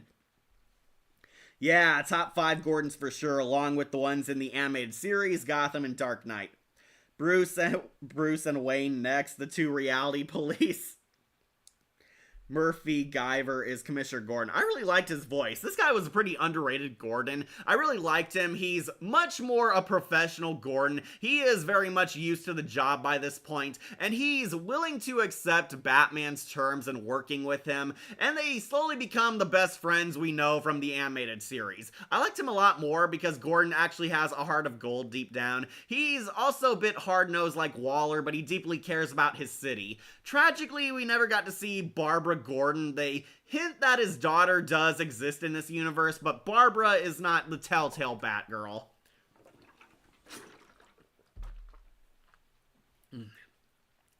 Now, I know what a lot of you are going to say, but Kat, Commissioner Gordon completely betrays Batman in Season 2 and tries to have Bruce Wayne arrested. He threw their friendship away and broke his trust. Oh, you mean like the Arkham Knight Commissioner Gordon, who turned his back on Batman when he found out his daughter was helping him and sold out to the Scarecrow? You mean that Arkhamverse Gordon? Sorry, just catch up on comments. Okay. Maybe she's in high school or college. Yeah, maybe Barbara is. We don't see her. They tease that she does exist because he's calling her at one point, but never made an on-screen appearance. I really like Commissioner Gordon because he's actually pretty badass, pretty funny. He's very much used to Batman by this point, and it leads to that funny animated series banter. He very much reminded me of Bob Hastings' Commissioner Gordon at times, mostly how he jokes around with the Dark Knight, and you can actually potentially get him off of smoking. Commissioner Gordon is a chain smoker in the first game, and you can convince him that it's bad for his health, and he gets a nicotine patch in an episode if you convinced him to. Very funny dynamic there. Gordon is definitely a backbone for Batman, helping him up. He's the support for the Dark Knight. He takes over as commissioner after Commissioner Grogan, who's down here somewhere. Grogan is killed off. He's at first Lieutenant Gordon. He gets promoted to Commissioner, Dark Knight style, and he and Batman form their dynamic. However, it gets tested in Season 2 once Amanda Waller comes in between them. Basically, you're kind of forced to choose who do you trust more, Amanda Waller or Commissioner Gordon, and I kind of forgive Gordon for his anger problems because he's dealing with Amanda Waller, who's trying to take power away from him, even though Gordon is a force of good in Gotham City. And if Batgirl be on the third Batman Telltale, I hope it's Christina V or Faye Mata to voice her, be either Marinette or Kagami vibes. I don't think she's going to be Batgirl because Tiffany Fox is kind of the Batgirl we get in the Telltale verse. Anyways, at the end of the series, there's another talk with Commissioner Gordon, kind of like how you get to patch things up with Amanda Waller, you get to patch things up with Commissioner Gordon. You can actually reforge your friendship and become allies again. I want things to go back to the way they were when we were friends, Jim. I'd like that. And you get to be the total bros, Batman and Gordon, just like they are in the animated series and debatably the Adam West show. What would Killer Croc look like in this game? Probably like a Wolf Among Us character, honestly. when I do the good path in the game, I try to see things from both Gordon and Waller's perspectives. I'm definitely more siding with Commissioner Gordon because he's actually a people person, whereas Amanda Waller's a lot more up in her ivory tower, judging people below her. She claims she cares, but you never get proof of that. Commissioner Gordon is on the front lines. He can actually save Bruce Wayne from an execution from Harvey Dent's militia. I jokingly call Harvey Dent's militia the Tiger Guards because they look just like him. But anyways, yeah, Commissioner Gordon, he's gone on Bat God. This is an underrated Gordon, and I highly recommend, being on his good side because he's a fun ally to have. Kick-ass, cool, and definitely all the greatest traits of the classic Gordon. He's gone on Bat God next to all the other cool characters.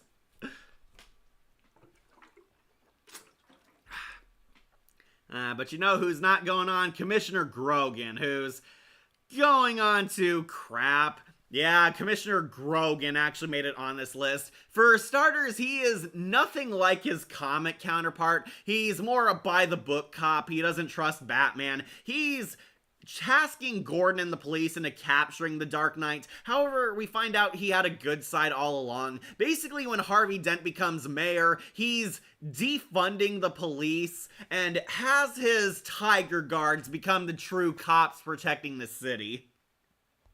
Grogan doesn't get too much to do. He has a cameo in episode 4 of the first season, and in the beginning of the finale for the first season, he dies. He dies either helping saving Batman and a kid from a penguin drone, or help fighting the Tiger Guards invading the police precinct. He has, his hero's death, and after he dies, basically, Gordon becomes the new commissioner. That is his only importance. Unfortunately, he's going on crap because he's very undercooked, underdeveloped, and they don't explore him very often. Not helped by the fact that he is nothing like his comic counterpart.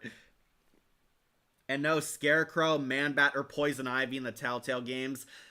Technically, I think Lady Arkham is kind of the stand-in for Scarecrow, but we'll get to her.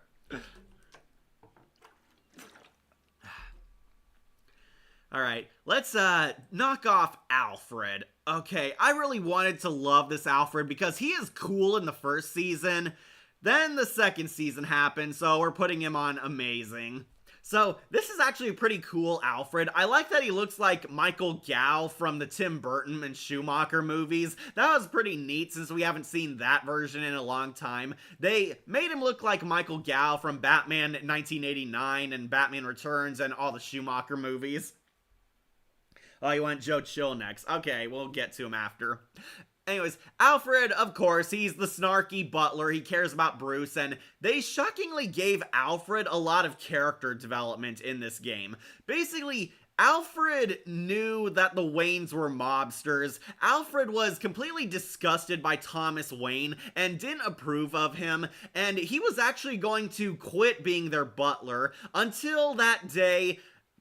Conveniently on the same day, he was going to walk out of the Waynes forever, but then Bruce lost his parents, and Alfred couldn't leave that boy crying and alone without anyone to raise him, and Alfred became Batman's real father, because let's face it, that's what he's always kind of been.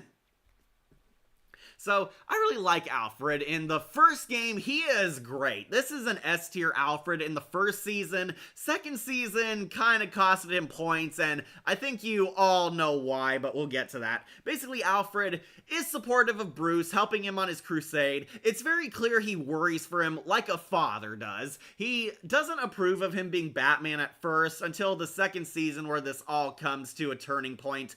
He was fully in on the Waynes being mobsters, and he kept quiet about it and wanted to raise Bruce right.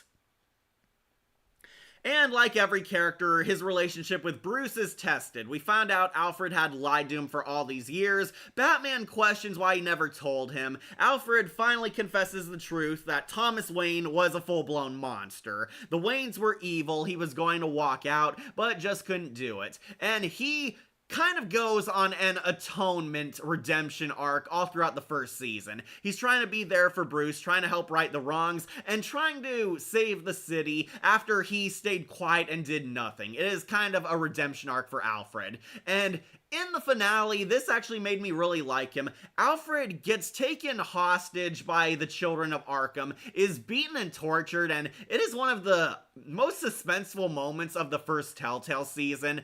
Alfred is captured and tortured by the Scarecrow, and she's daring Batman to come and get him.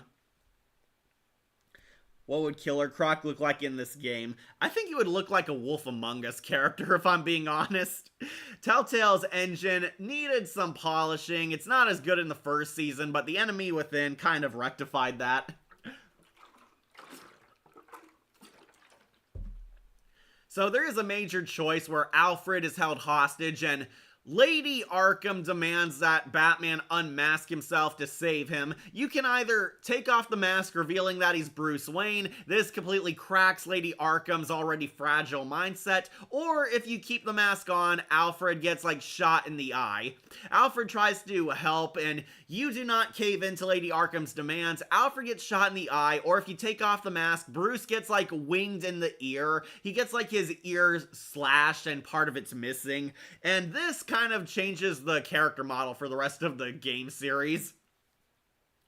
Batman saves Alfred, and Alfred is ultimately his true loving father. Bruce finally forgives Alfred and saves his last family standing left. They defeat Lady Arkham. She allegedly dies getting crushed by debris. There's some fan theories that she's still alive, but I don't know, it kind of looked pretty fatal.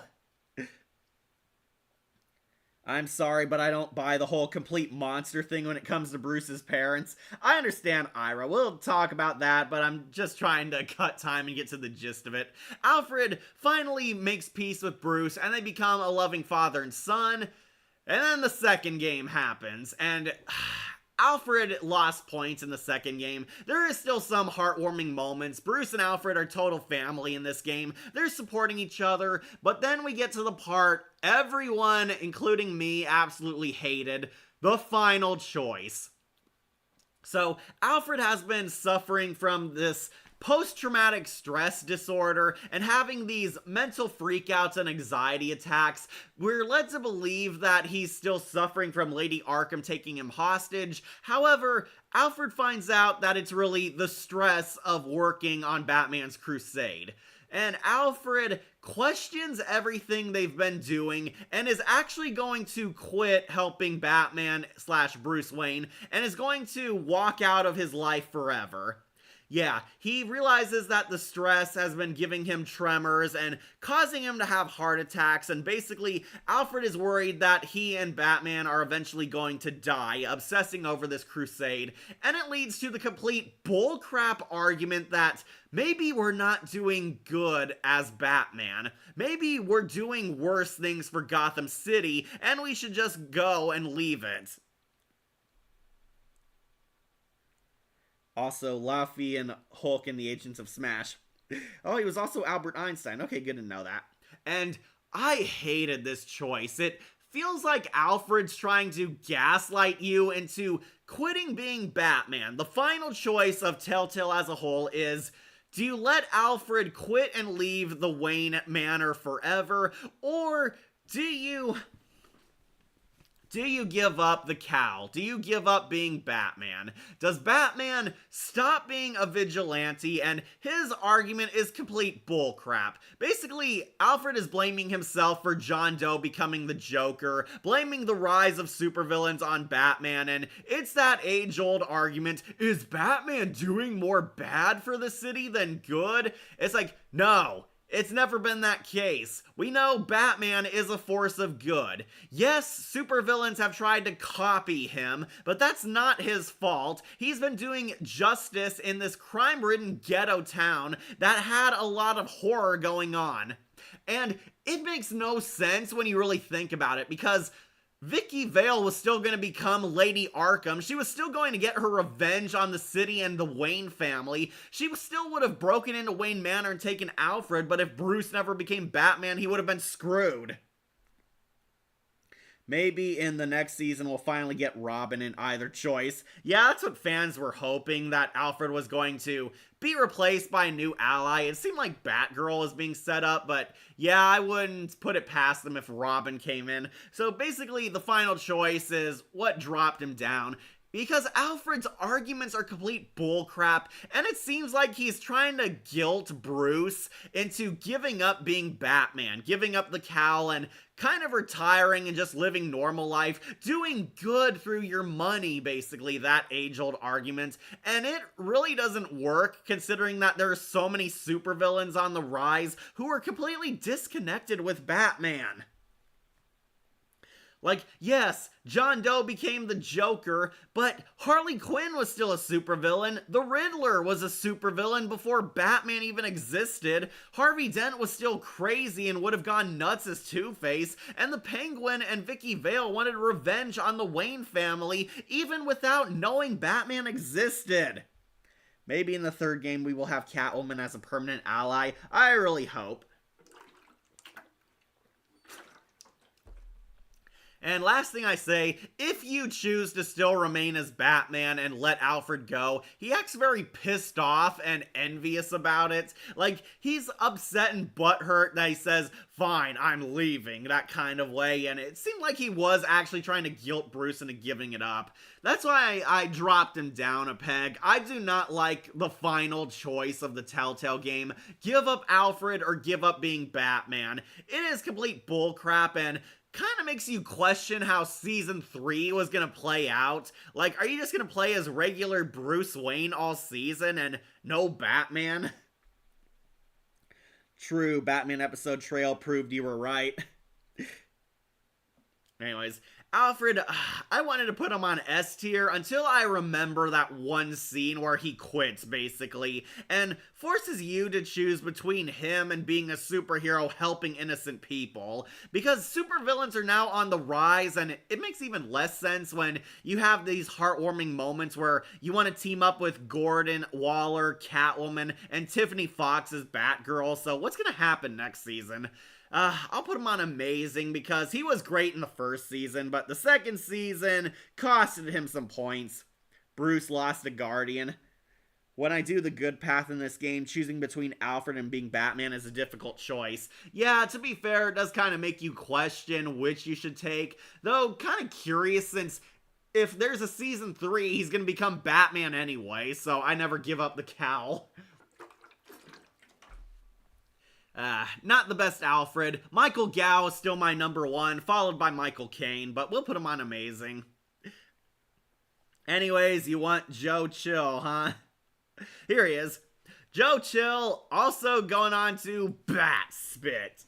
So, Joe Chill, if you somehow don't know, this is the guy who shot the Wayne parents. In most stories, Joe Chill was just some loser mugger who tried to rob the Waynes, but it went wrong, and he accidentally shot the people he was trying to rob. However, in the Telltale series, they are going with the story that, oh, Thomas Wayne's death was actually planned. Joe Chill was not a common homeless guy. He was a hired assassin. We find out Mayor Hill wanted Thomas Wayne out of the picture to take over the mob business for himself, and he paid Joe Chill to kill the Wayne family. Not just the parents, he was going to shoot Bruce too, and that's why he's on Bat Spit. Like, this is worse than Natalie in season 6 of Miraculous, where, spoilers, she became evil. Yeah, I can definitely see that. So, this might be one of the lamest Joe Chills we've ever had. His story is interesting, but this guy was actually going to cap a kid too. He killed Thomas and Martha Wayne, and he was going to full-blown shoot an 8-year-old boy, Bruce, in the head. However, the police came to the scene and he ran off. And apparently he was captured and died in prison. Yeah, no Arkham Shadow story for this Joe Chill. Joe Chill was shanked in prison. He was captured for his crime, and he was killed off-screen, being stabbed to death in prison, and as Alfred put it, nobody mourned for Joe Chill. And we won't either. He's going on to Bat Spit. Kind of sad that they didn't hold out on reusing this guy for like a future story, but yeah, Joe Chill, he sucks. He killed a boy's family and was going to shoot the kid too, so that's why he's bad. I preferred how Chill was portrayed in Batman Begins. I kind of preferred the Batman the Brave and the Bold Joe Chill. That Joe Chill actually had an interesting story and was actually worse than this guy, but yeah. Joe Chill, he was a pro killer in this, and he killed the Wayne parents, was gonna cap the kid too, which is why he's on rock bottom, because that is awful. And then he died anticlimactically off prison, never to be seen again. Kind of wish they had the Arkham Shadows idea of Joe Chill for the Telltale series, but what are you gonna do? He's played by Jaron Moreau. That's what he gets for attempting child murder. Yeah, this Joe Chill, irredeemable. At least Arkham Shadows Joe Chill had regret.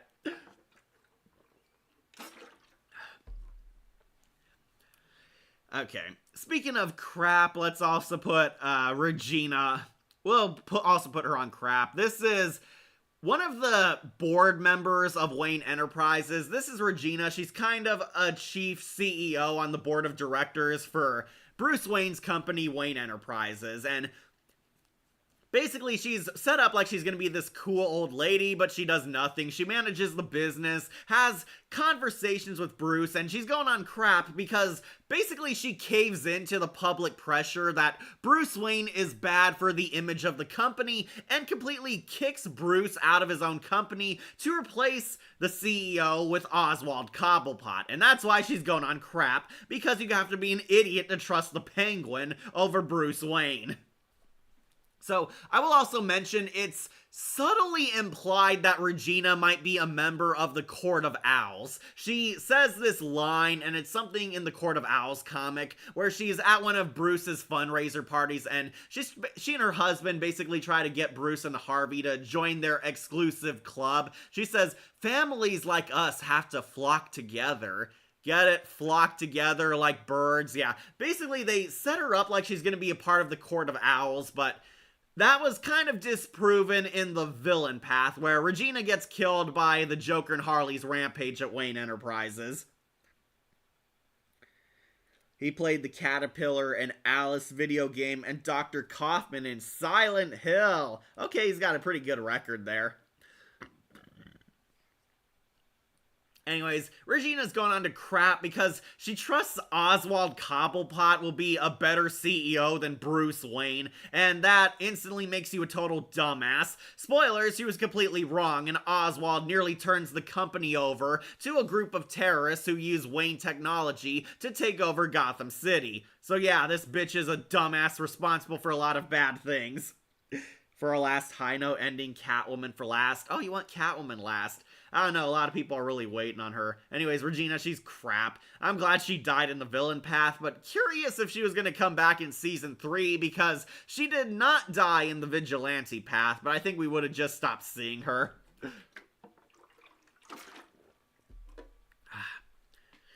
Also, I'm gonna put Rumi Mori onto alright. Basically, this guy is an arms dealer. He's a mob boss Bruce is basically watching on a stakeout. He's set up like he's gonna be important, but ends up not appearing beyond his first episode. So, Bruce and Alfred go back to their usual, trying to take down mob bosses and mafiosos. Rumi Mori is this Chinese arms dealer in Gotham. Bruce tries to capture him, only for the Riddler to come in and disrupt that. The Riddler wants revenge on Rumi Mori because he's a loose end who betrayed him. So, I really thought it would have been cooler if this guy was an actual DC character, because we keep using mob bosses in these games. It would have been cool if he was like Mr. Lau from The Dark Knight, but no, he's an OC character. Basically, this guy gets completely dethroned by the Riddler and used by Bruce Wayne to track him down in one of your alternate paths, and that's the end of his story. Yeah, he's going on alright. They should have got a real Batman character. If it was for diversity, Mr. Lau from The Dark Knight would have been way better, but if you wanted a comic character, I think Rupert Thorne would have been a cool choice too, instead of him. Mori getting his fingers cut off was so brutal. Yeah, that was a savage scene. What if Telltale made a Spider-Man game or a Venom game? They did make a Guardians of the Galaxy game. I actually thought it was pretty cool, but unfortunately they delisted it because Disney hates you having nice things. Oh, also, we should also get this little boy off the list. This is one of the Vales family's adopted children. We'll put him definitely above Maury, that's for sure.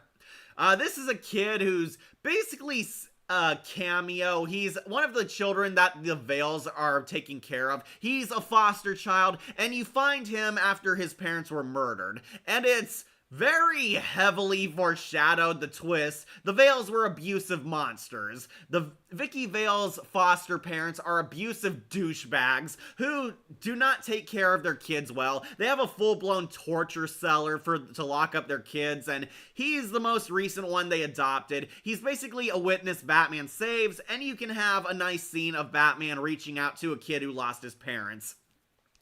So one thing I will mention about this little boy, some fans actually theorize that he's going to be Robin. Yeah, no joke, they thought this kid was going to be Robin. So, not against a black Robin, but this was supposed to be a callback to when Marlon Wayans was almost Robin in the Batman Returns movie. Yes, really. Marlon Wayans was almost Robin, and they kind of wanted to fulfill that initial idea through this kid, but it never went off the ground. This kid never appears ever again, and a lot of fans were really hoping Batman was going to adopt him because his parents are dead. She played Delia Dietz in Lego Dimensions. I don't see a torture cellar in the Vale house. Oh, you gotta wait till the finale. In the finale, Batman finds a torture cellar in the Vale's house. It's like hidden in this secret room, and it is a very frightening scene, like something out of the Arkham Asylum video game. Basically, they keep children here, and they brutally beat them, abuse them. They treated their kids more like pets and annoyances. They did not take very good care of them, and Vicky Vale was a product of this abusive childhood, and it shaped her into becoming the Lady Scarecrow villain. Yeah, honestly, it is a very horrifying scene. I feel really sorry for this boy, and very glad his parents are dead, since it means they can't hurt him anymore. Not sure if he was going to become Robin, but we'll be sticking him onto all right.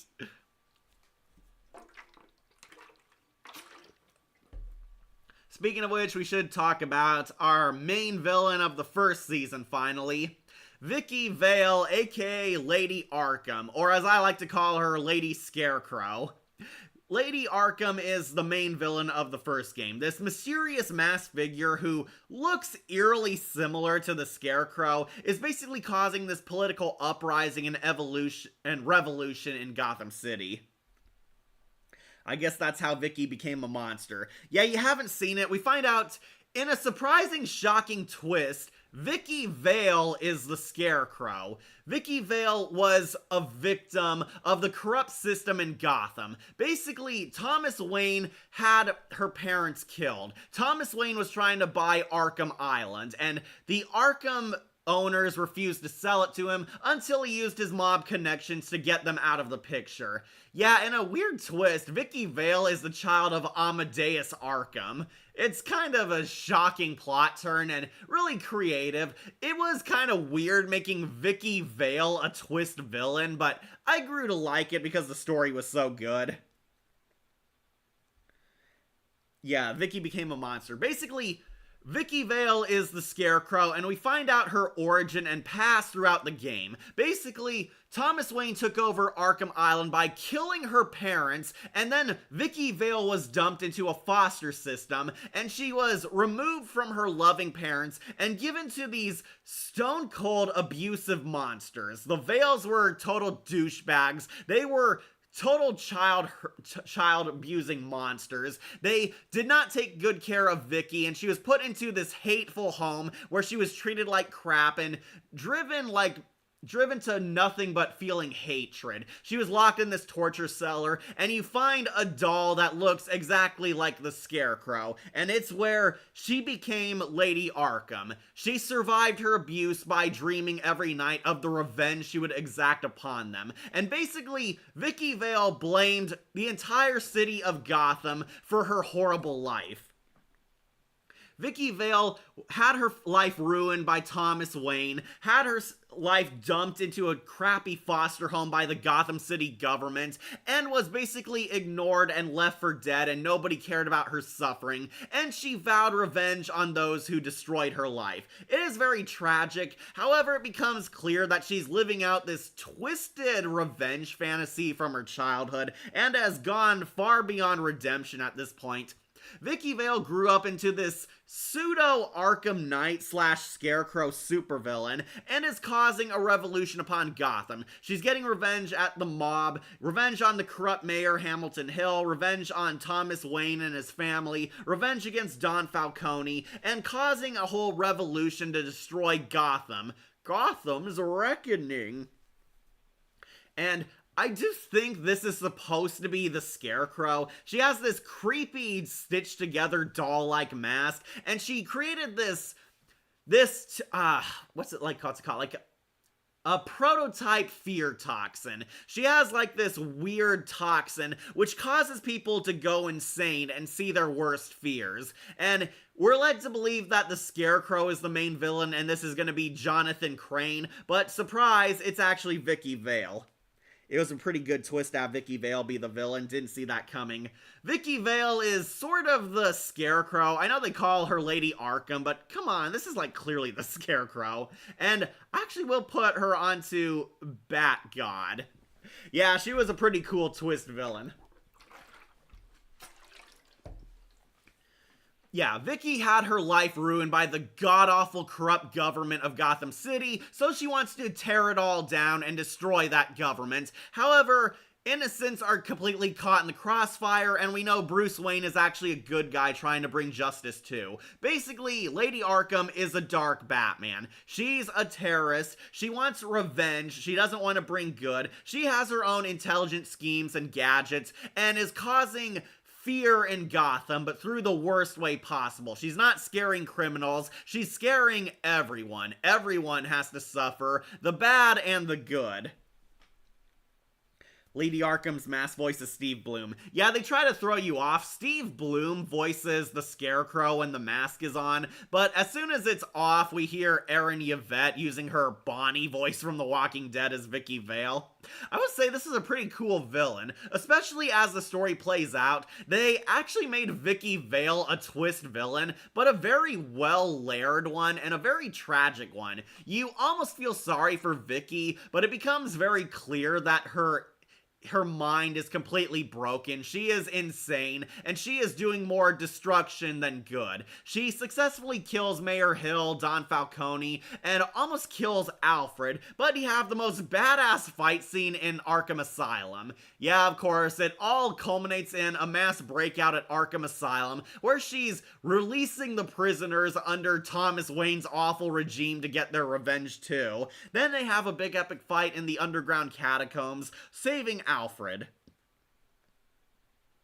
Good thing it's made in the present day, because in the 90s, they would have made her villain uniform like Poison Ivy's and Harley Quinn's, maybe White Rabbit.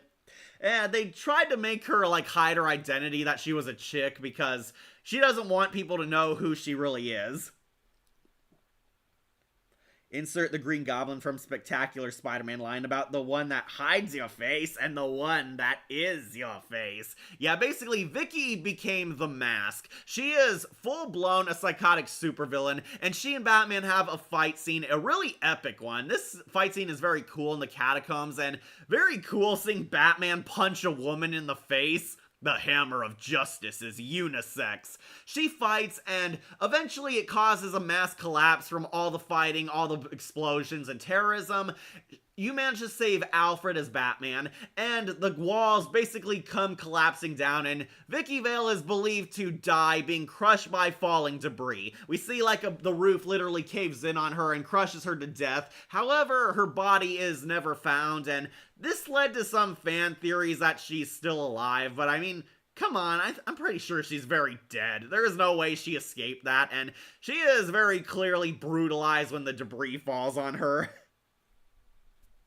So yeah, I really liked her. I do think this is supposed to be the Scarecrow, but Telltale changed it up to try and hide the identity. Like they didn't want fans to say, oh, well, this is clearly Dr. Crane, or this is clearly the Arkham Knight, or something like that. And it's funny that the Vales created a charity business as an image. Yeah, they did. They tried to pass themselves off as good people, and only to turn out to be complete hypocrites. If they don't find a body, then most likely he's not dead. Erin Yvette also played Lola Bunny in Multiverse. Oh, good for her.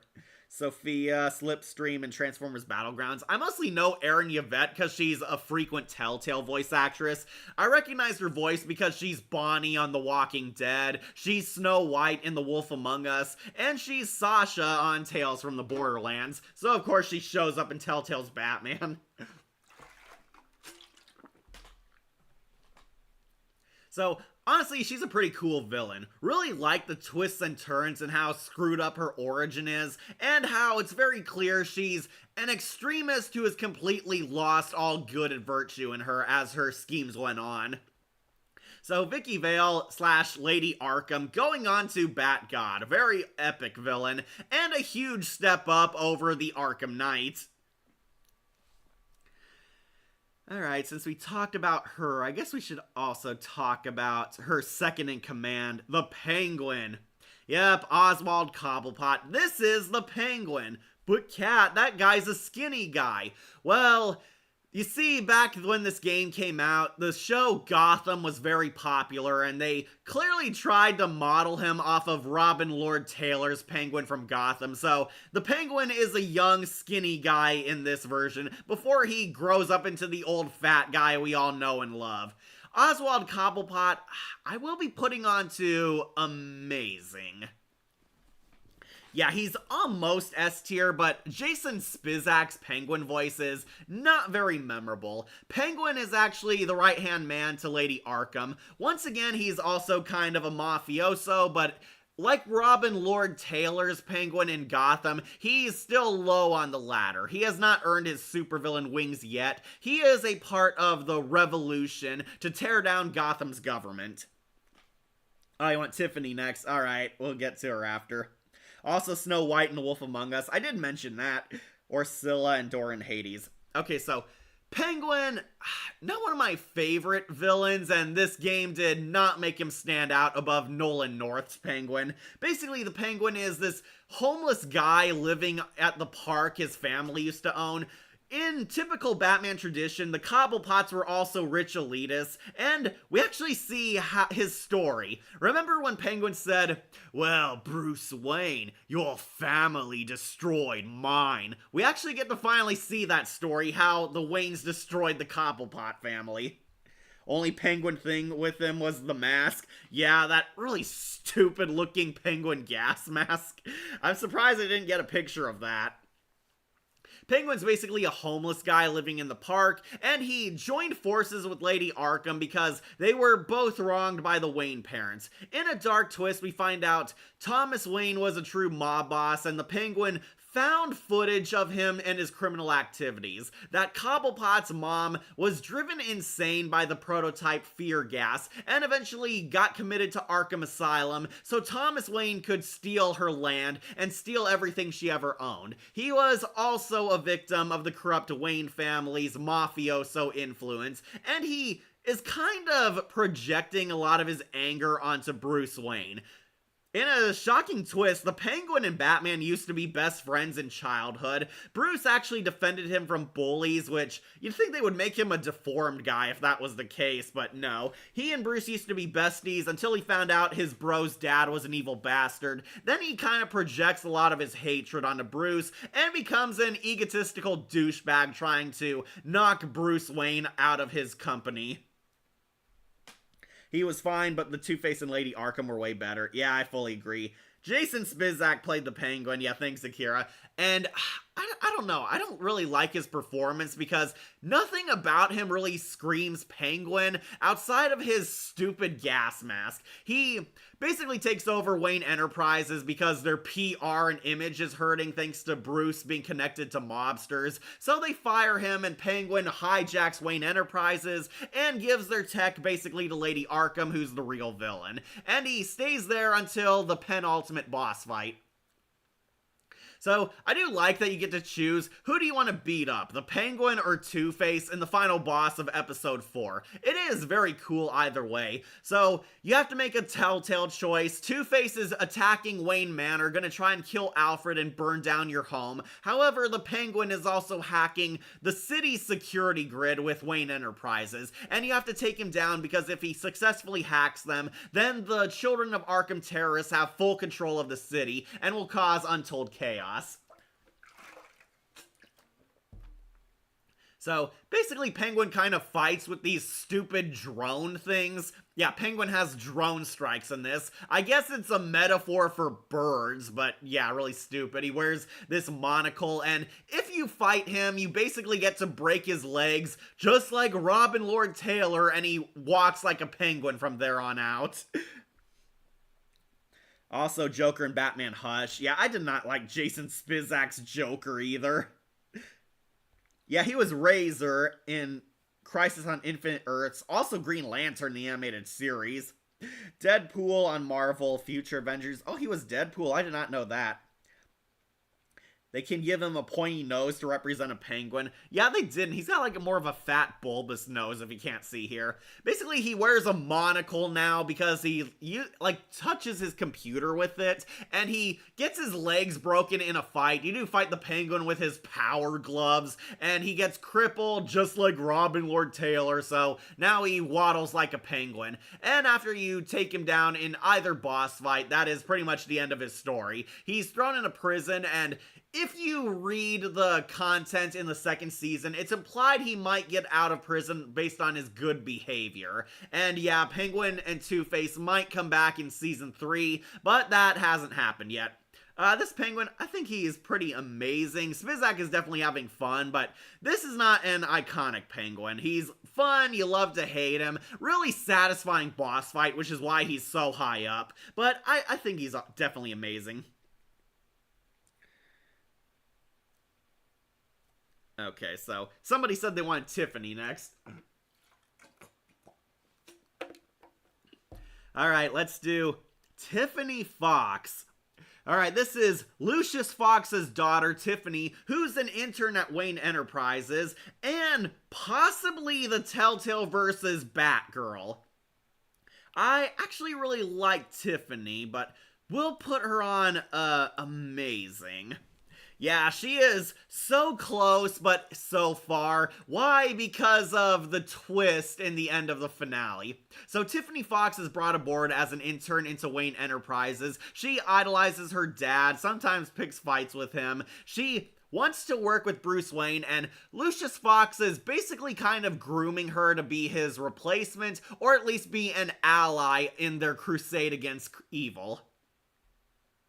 Also, Scorpion in Spider-Man PS4. Yeah, he was good in that.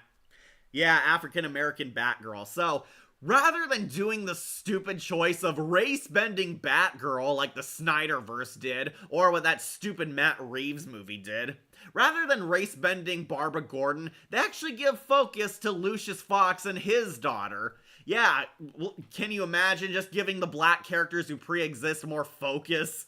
So, Tiffany Fox is the Batgirl. It becomes very clear that she's being raised as a protege for Bruce Wayne and is going to join them, either as their Oracle or as Batgirl. And basically, Lucius Fox gets killed. Lucius Fox dies in a Riddler death trap. They found a device that Riddler left as a clue. However, it was really a homing device for a missile, and Lucius Fox gets killed, leaving Tiffany completely heartbroken and distraught. And she realizes that her dad basically died helping Bruce Wayne on some secret project he won't reveal to her. And it creates kind of a trust issue between the two. And you have to either make or break a trusting bond with Tiffany throughout season 2. Valerie Ray Miller played Tiffany Fox. Yeah. Basically, you either become allies with her or push her away and become enemies. And if you play your cards right, Tiffany finally joins Batman on his crusade or forges her own path, either becoming a supervillain or possibly Batgirl. And I really like this idea that Tiffany is actually Batgirl. And yes, it did happen in the comics. In an alternate world, Tiffany Fox is one of Batgirl's apprentices and Dawn the Cowl herself. In here, they kind of give her a lot more focus and spotlight. I'm surprised they didn't make Luke Fox a main character, but considering how we have a lot of male characters in here, I didn't complain that we got Batgirl in the Telltale verse. Also played Wish Bear on the Care Bears. The Care Bears. So, Tiffany Fox is trained under Bruce. If you push her away, she kind of becomes her own character. She becomes a borderline supervillain, sort of an evil oracle. But if you let her in the loop, she slowly becomes the new version of Batgirl. You let her in, she gets her own outfit. She has like this jetpack drone, which suspiciously looks like bat wings, which is why I think this is Batgirl. And you can actually get her to come out on the field with her, or on the field with Bruce Wayne. She helps you basically find out who killed the Riddler, what the Pact are after, and the supervillain scheme that's going on, and helping take down John Doe once he becomes the Joker. However, this is why she is not S tier. What happens in the finale? So after everything has gone to shit, everything's crazy, people are freaking out, John Doe is losing it, we find out who killed the Riddler. And spoilers, it's Tiffany. Tiffany killed the Riddler. Because she figured out that the Riddler was the one who killed her dad, she tracked him down to his boat and basically sniped him out with a poison dart. Riddler was killed off in episode 1, and we try to figure out who it is, only to find out it was our protege all along. What would Blight look like in the game series, and who would it be? I'd imagine Blight would still look like a green skeleton. However, I think they might get the guy who voiced Bigby Wolf to play him. Sigh, a shame what happened to her father. Also, I don't know why anyone wouldn't want her as an ally or tell her the truth. I mean, she's a fox after all, like her dad. Yeah, fully agree. I kept her in the loop. There's an option to push her away, which if you don't like her, I guess people could take, but I really liked her. She was nice, she was friendly, and she did have legit reason to be upset with Bruce because he was kind of hiding secrets from her. And she was supposed to be brought into this inner circle of Batman allies. She finally gets her chance if you play your cards right, and she becomes Batgirl. And it's revealed that she killed the Riddler, and John Doe kind of took the fall for it. She used him as a scapegoat, and this pisses off Joker more. She does help you in the finale. They save Amanda Waller. They defeat the Joker once and for all. Unfortunately, it leads to another serious choice. Tiffany is now like alone on the rooftop angsting about her life choices, and Batman confronts her about murdering the Riddler because technically she did commit a crime, and Batman's sidekick murdering one of his villains is definitely a no-no in the Dark Knight's world. And basically, you have the choice, do you forgive Tiffany for breaking the law and killing the Riddler, or do you want to arrest her and turn her in? And basically there's two choices. If you try to arrest her, Tiffany runs away and becomes, I guess, an anti-hero. She might become the girl Red Hood or something, but she runs away from Batman. But if you forgive her, she basically atones for her crime by serving as Batman's sidekick from now on and doing more good deeds to make up for her bad deed. I do kind of lean towards forgiving her because, of course, I want Batgirl to be with Batman. Not in that way, Killing Joke fans, but yeah, I do want her to be Batgirl, and I do want her in Bruce's life because she is a valuable ally. Also, Helen in Family Matters. Family Matters.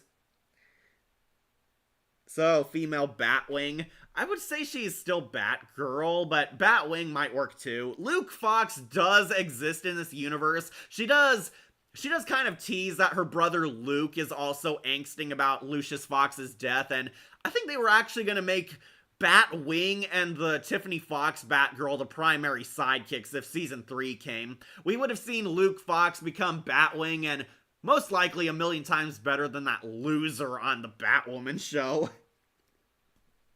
It was shocking to find out that Tiffany killed the Riddler. Yeah. It was Tiffany who killed the Riddler, yeah. She assassinated him, basically, to avenge Lucius's death. It broke her family apart. Her mom was, like, depressed, and her brother Luke Fox, who does exist in this universe, can't even leave the house. He's pissed off all the time. It completely broke them because, of course, it was a death in their family.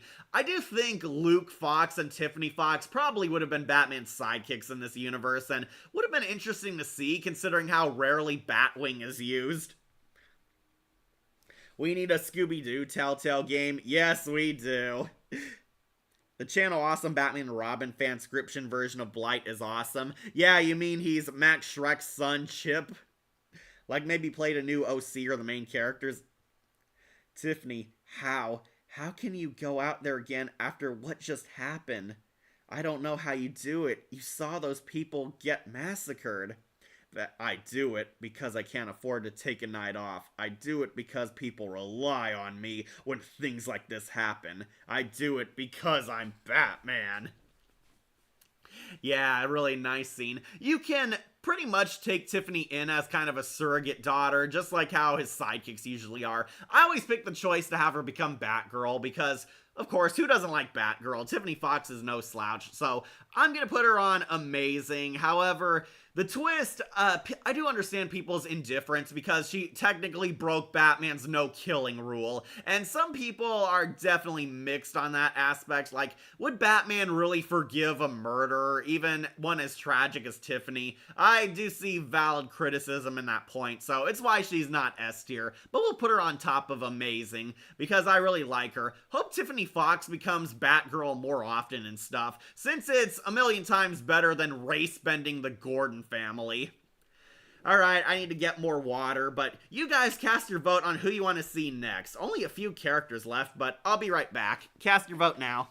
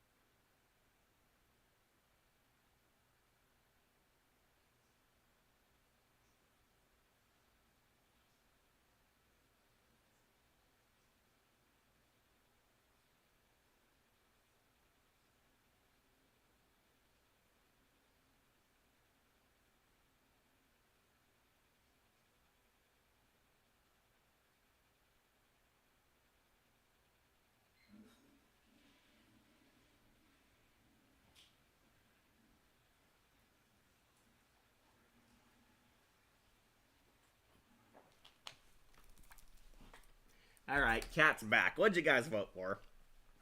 Bane, Two-Face, Thomas Wayne, Two-Face. Dang it, Akira, you're gonna make me wonder what the Phantom Virus would look like in Telltale. Alright, seems Two-Face got the most votes. Alright, let's do Harvey Dent. Played by Travis Willingham, who was honestly kind of an odd choice for Two-Face, but he actually made it work by the end in the finale. Two-Face, I might actually put on Bat God, because he was pretty cool. This is Harvey Dent, aka Two-Face, who was once best friends with Batman. Once again, we're doing a story where he's running for mayor in Gotham City, and we actually do get to see him win this time and become mayor, but it's only temporary, because as we all know, he becomes Two-Face. So Harvey Dent is initially the Harry Osborn to Bruce Wayne's Peter Parker. They're best friends until things start to sour between them, and he clearly starts leaning more into villainy. Harvey Dent is initially a wide-eyed idealist, this noble hero, this white knight who wants to help clean up Gotham. He and Bruce are working together to make Gotham City a better place and win his mayoral campaign against the corrupt Hamilton Hill. Harvey Dent is very chill and cool for at least 2 episodes, and then the attack at the... what's it called? They're doing like this campaign, basically. There's like an attack at their political debate. That's it, yeah.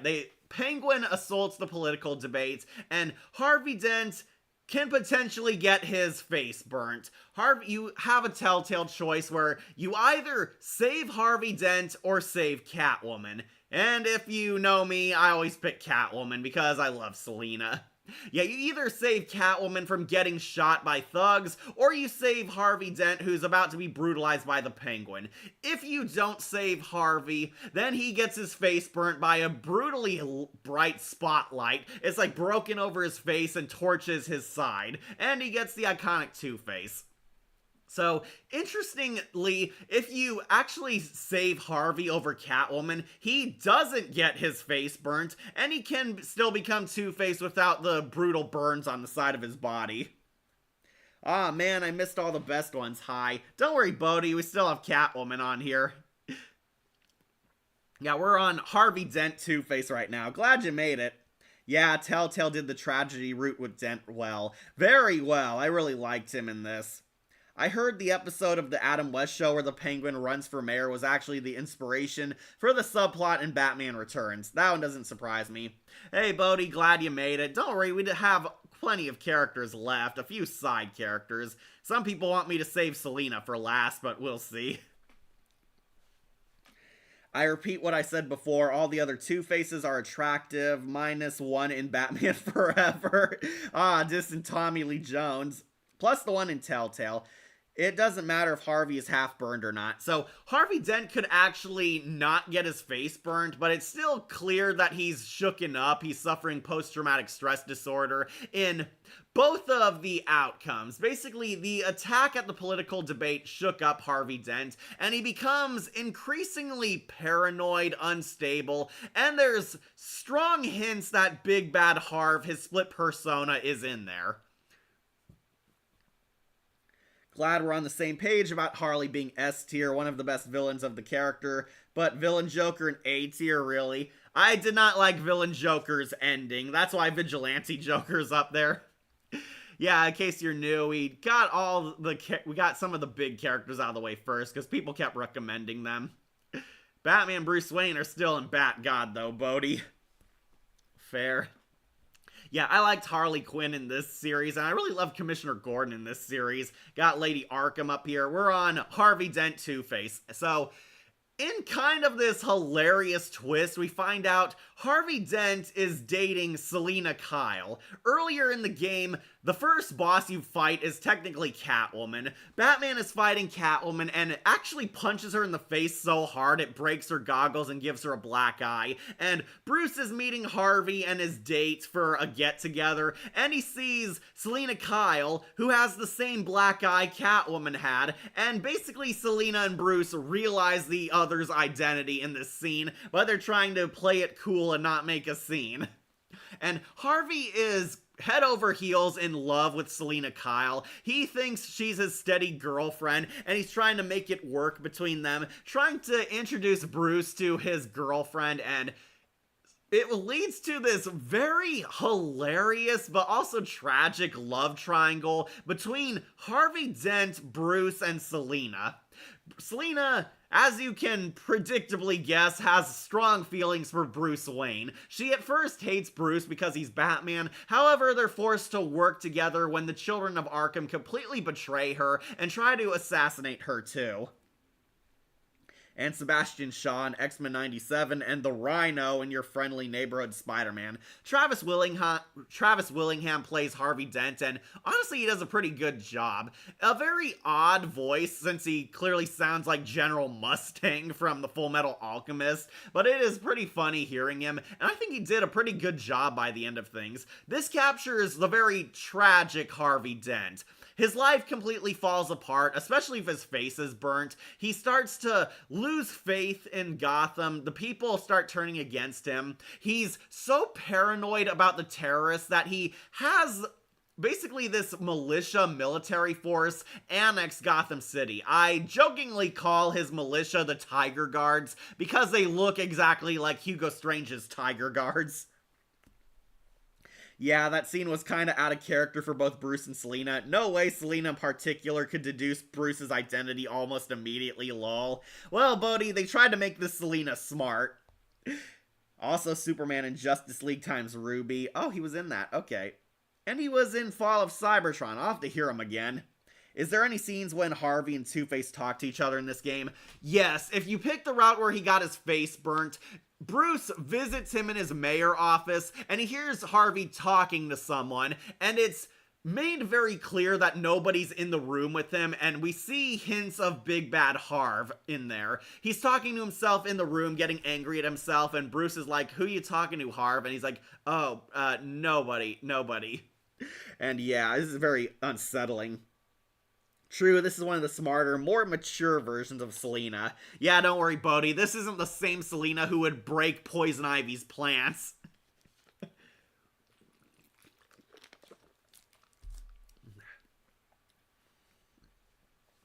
Alright, anyways, Harvey pretty much starts losing trust in Bruce, and ultimately this reaches a high point where he finds Bruce and Selina sleep together.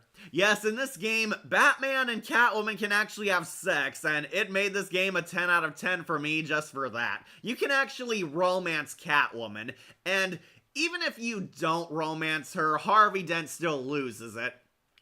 He finds Bruce and Selina basically together in the same apartment, and of course accuses the worst.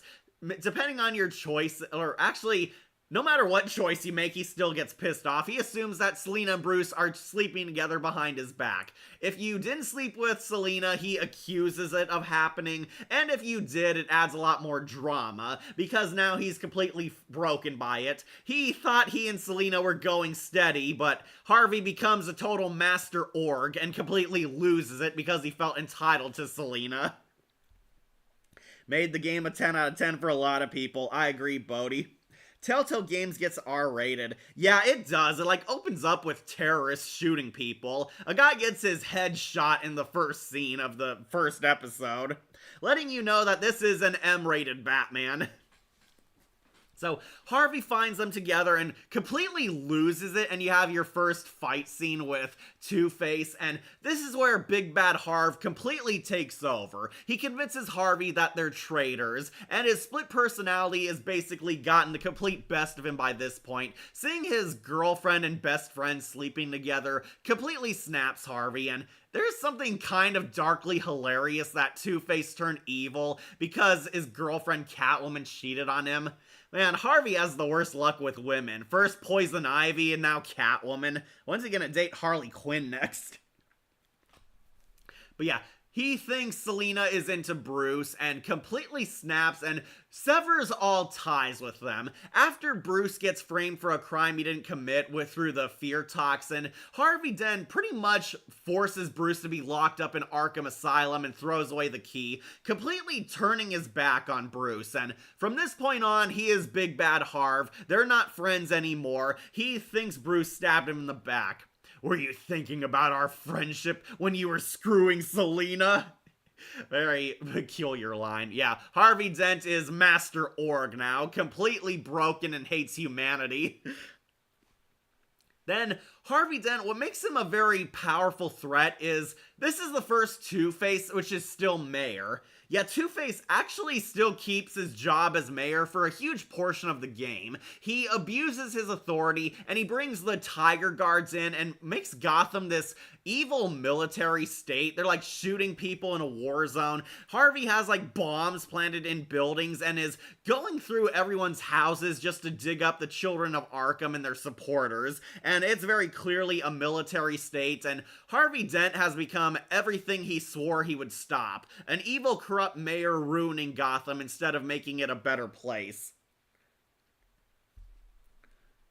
So this is if you pick to save Lust and Roy Mustang stop being your friend. Yeah, kind of. This Harvey really hits home Aaron Eckhart's famous line in The Dark Knight about living long enough to become the villain. Yep, showing he always was insane even without the facial burns. Yeah, whether Harvey has his face burned or not, he still becomes a very terrible authority figure. He's completely lost it. He doesn't trust anyone. He's totally paranoid, completely shook up by the terrorist attacks and his own friend Bruce Wayne betraying him. He throws Bruce under the bus even though you did so much good for him. Yeah, depending on what choices you made, it will affect how you deal with him in the finale. And at one point, he even tries to have Bruce executed. He has, like, his Tiger Guards take Bruce to be shot. If you're Batman, you're able to put up more of a fight, but yeah. Hopefully we'll eventually get a Two-Face movie. I hope so. The Dark Knight did a pretty good job. We just didn't get to see him long enough as Two-Face. Travis Willingham really channels Richard Mall's voice from Batman the Animated Series, and I think it really works. Though I'd be lying if I didn't say he sometimes reminded me of Zetsu from Naruto, because Zetsu was also a Two-Face split personality character. It's kind of funny thinking about it.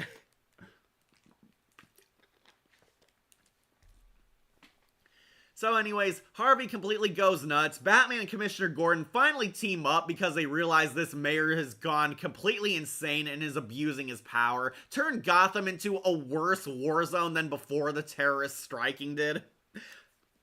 And once again, you get to choose your own boss fight. You could either stop the Penguin or stop Harvey.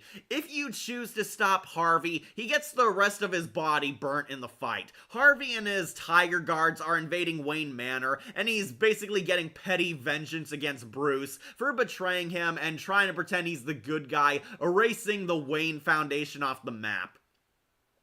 You get a pretty kick-ass fight scene. He has like this cool Gatling gun, this minigun he's fighting. You fight him and his Tiger Guards. You save Alfred, and if you choose to fight him, he gets the other parts of his body burned.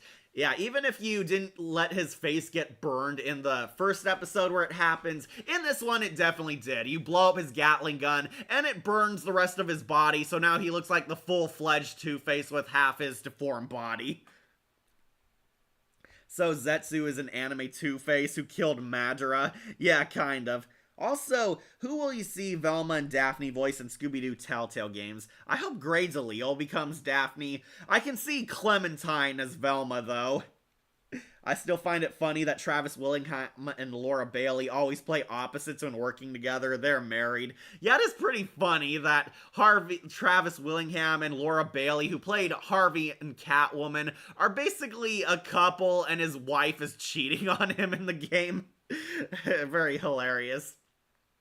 So, you eventually defeat and dethrone Harvey Dent either way in whichever boss fight you choose. Harvey loses his power, and he's sent to either Arkham Asylum or Blackgate Penitentiary. Yeah, either Batman villain lair is cool. No, sorry, Batman villain prison. Yeah, you can send him to Blackgate because he did commit crimes. However, you send him to Arkham, it's kind of a poetic justice, ironic fate, because he tried to have Bruce sent to Arkham Asylum, only for him to end up there because his split personality costed him everything. I see Laura Bailey played Daphne Blake. So with his body full burnt, he became One-Face. Since imagine hearing Lust playing Daphne Blake. I don't know, I like Laura Bailey, but if her Lust voice was used for Daphne, she sounded a lot older.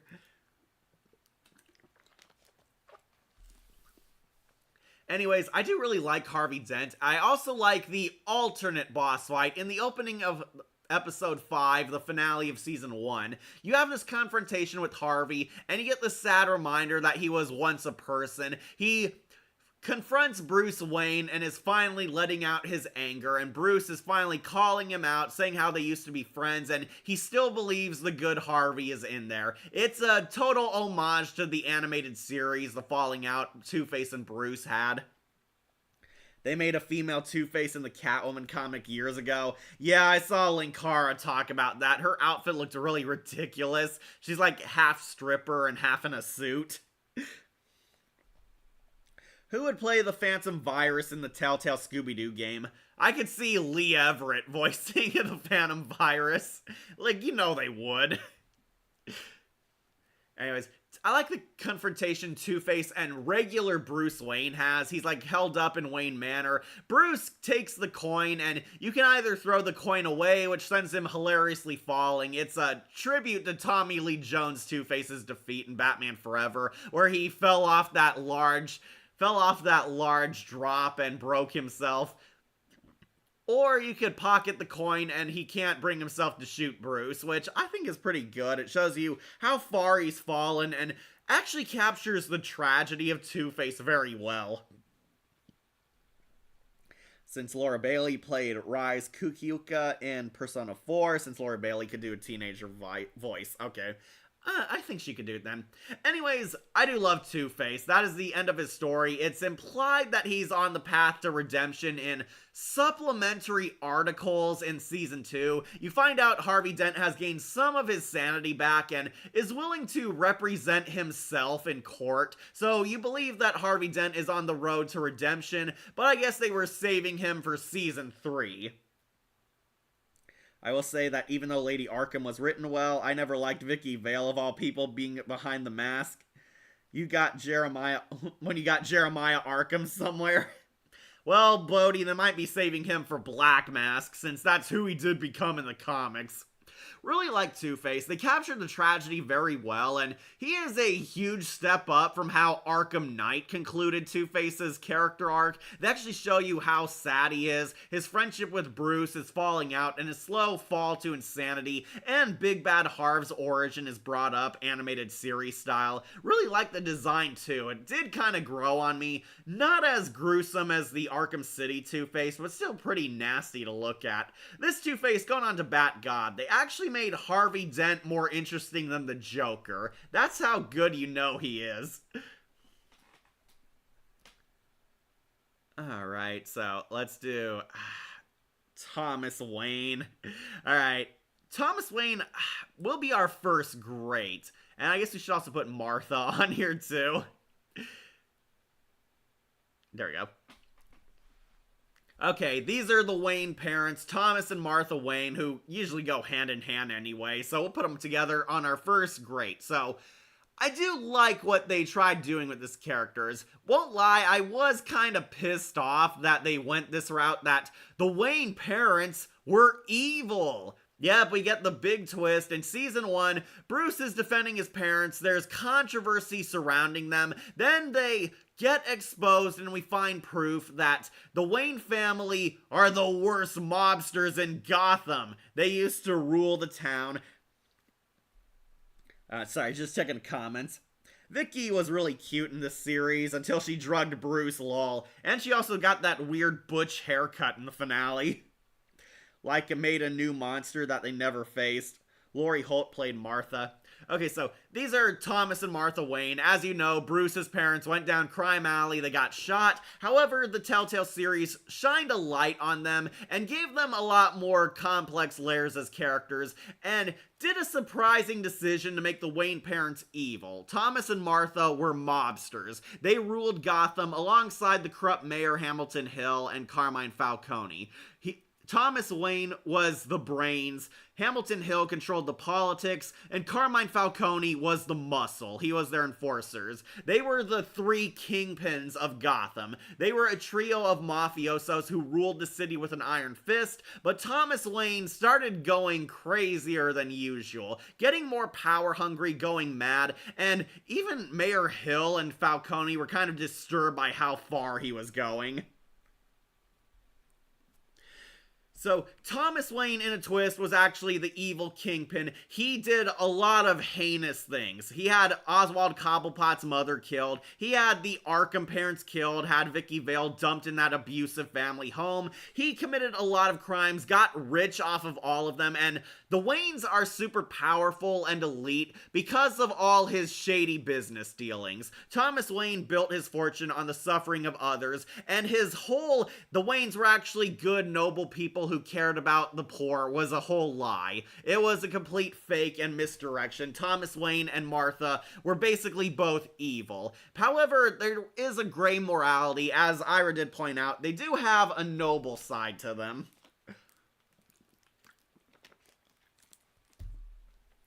Eventually, Mayor Hill decides to pull a Starscream, and he wants Thomas Wayne out of the picture. Mayor Hamilton Hill down here hired Joe Chill to take out Thomas and Martha Wayne, and on his death, he at least had redeemable qualities. Thomas and Martha actually do love their kid Bruce. They tried keeping Bruce away from their business. They tried blocking Bruce from the mob life they had, which is why Batman doesn't know about it in the present day. Basically, they wanted their son to be good. They wanted Bruce to be a hero, and Alfred does imply that Thomas and Martha actually would be proud that he became Batman and is doing good with his life. However, Thomas and Martha, as you know, get shot, and Thomas takes the bullet for his son, he's killed, and it's eventually revealed that he was this evil mob boss in the present day who did a lot of shady things, and it completely shatters Bruce's pedestal he put them on. He no longer likes Thomas Wayne because he was evil. He at least died a good guy in his final moments, but he's no longer the man Bruce hero worships. However, his mom got some redeeming points. So, Penguin and Alfred reveal that Martha actually had a change of heart at some point, and the true reason why Joe Chill assassinated them was because Martha had a change of heart, turned good, and was going to snitch on the mob bosses and expose their crimes. She was actually the target that Joe Chill was supposed to kill. Martha turned good and was going to tell the police everything and turn herself in. However, Martha and Thomas got assassinated on that dreadful night. And this actually did rebuild some faith for Batman because his mom was at least a noble person who did want to redeem herself. Unfortunately, fate dealt her a cruel hand. So I actually did like what they did with the Wayne parents. However, they don't make it higher up because a lack of screen time. They're posthumous characters. They're dead by the start. We all know the Wayne parents don't last long in these. I would have liked to see a bit more of their relationship with Bruce, but unfortunately, their origin, they die. Thomas and Martha, I would put on great because Telltale did an interesting plot development with them. They're going on great for sure. Alright, gonna use the restroom, but you guys cast your vote on who you want to see next. Got a lot of few characters, some good, some bad, but cast your vote. I'll be right back.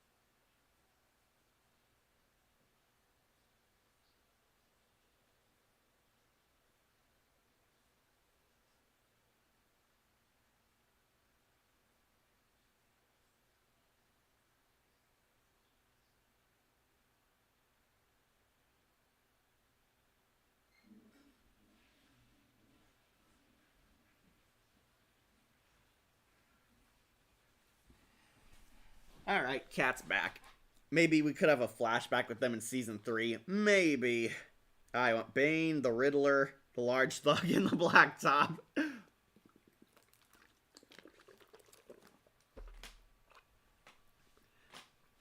Alright, we'll do Bane. Bane is actually going on to Bat God for one big reason.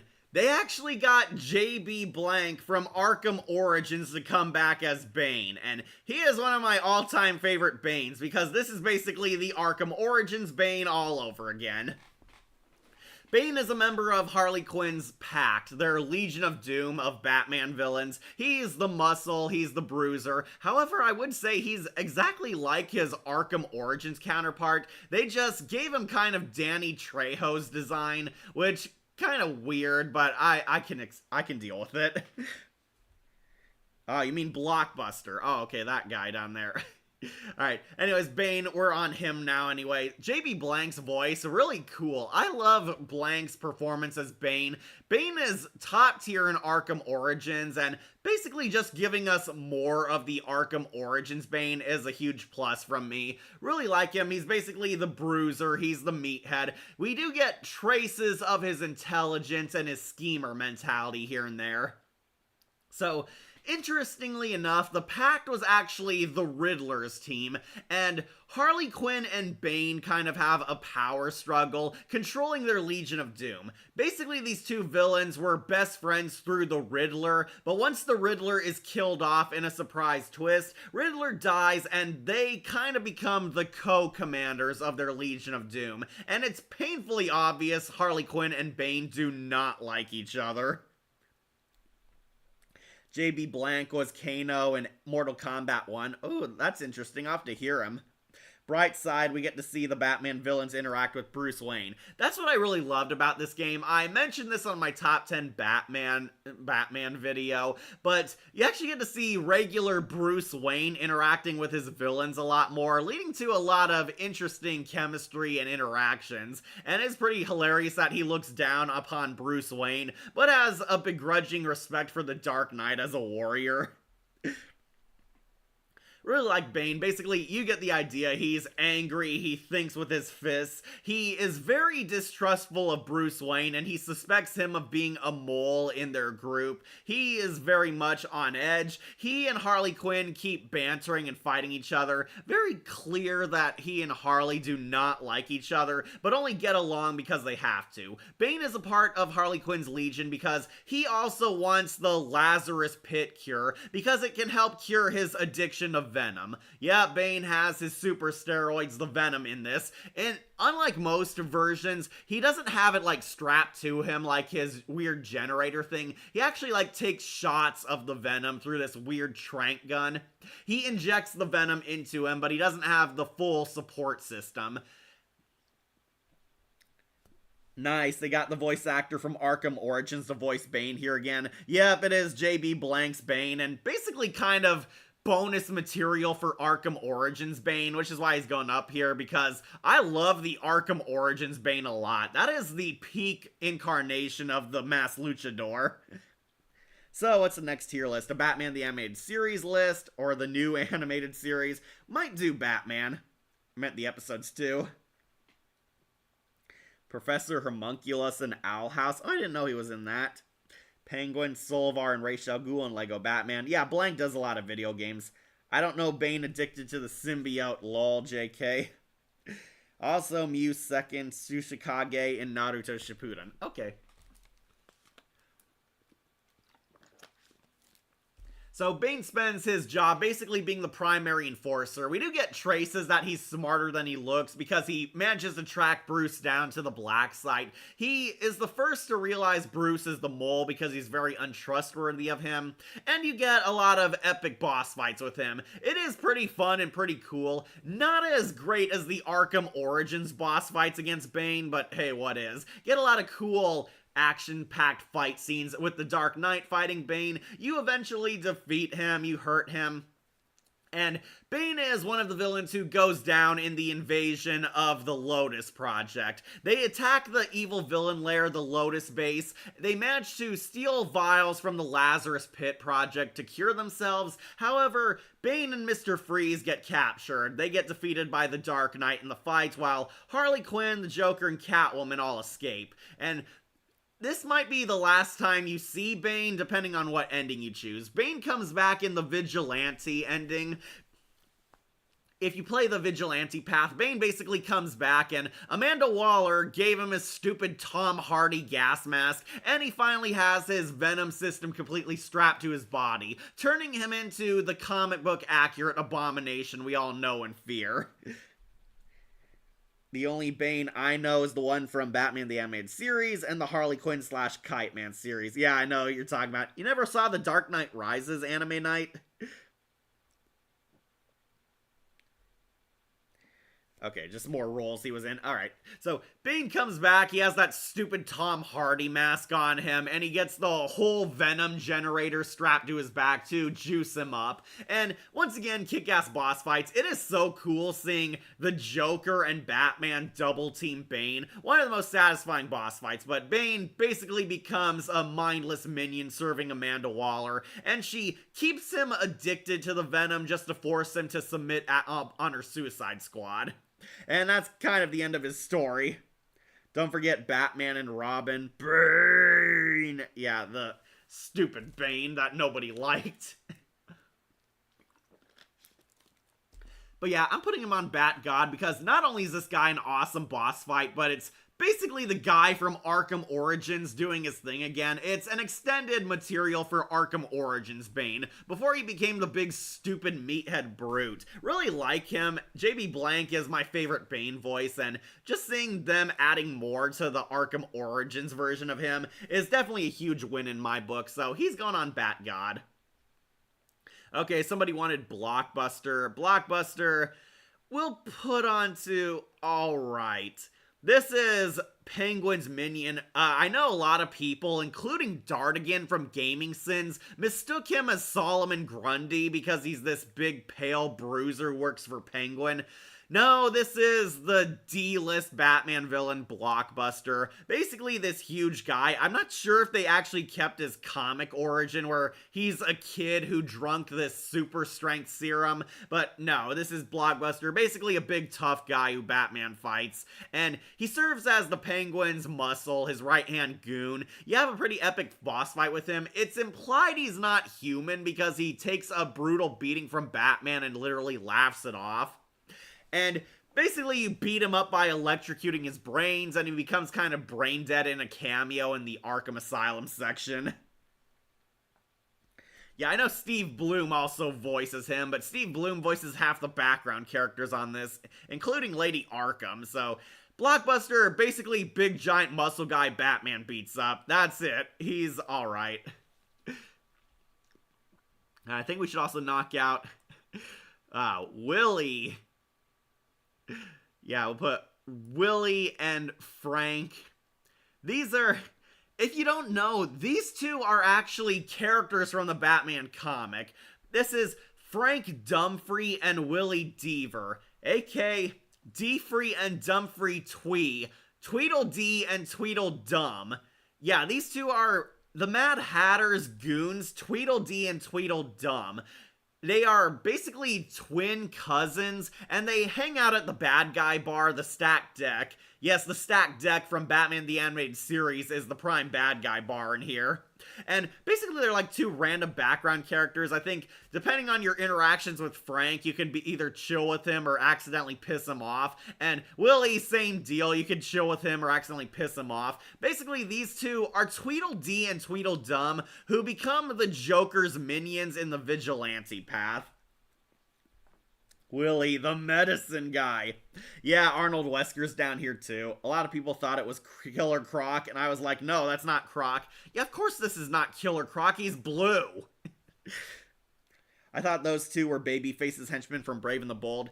They are. Brave and the Bold kind of retconned them as Babyface's henchmen, but yeah, these are Tweedledee and Tweedledum in a Batman series, and tragically, we never see them don the Alice in Wonderland outfits. They kind of dress like Punch and Julie from the Batman, which is who Tweedledee and Tweedledum essentially are. Yeah, basically, they're kind of comic relief goons. They show up in these funny cameos, and it's supposed to be like this huge wink to Batman fans that, yeah, these guys are definitely going to be major supervillains one day. It It also kind of gave me hope that the Mad Hatter was going to be the villain of Season 3, since they set up Tweedledee and Tweedledum in this. Willie's basically an alcoholic who nearly fights Bruce for money, but you can eventually just buy him a beer and he's happy. Frank is just a random guy. It's implied he knows Selena because they banter once, and depending on how you interact with him, you can either piss him off or be chill. Can you imagine if the Mad Hatter had a partner called the March Hare? I think Bodhi said he actually did have a March Hare minion with him. The March Hare was like another sexy girl dressed like a rabbit. Is that true, Bodhi? But yeah, they're a part of the Mad Hatter's Wonderland gang, and I guess they were like trying to set up that the Mad Hatter would come in a future game, but that never happened, so we're putting them in all right.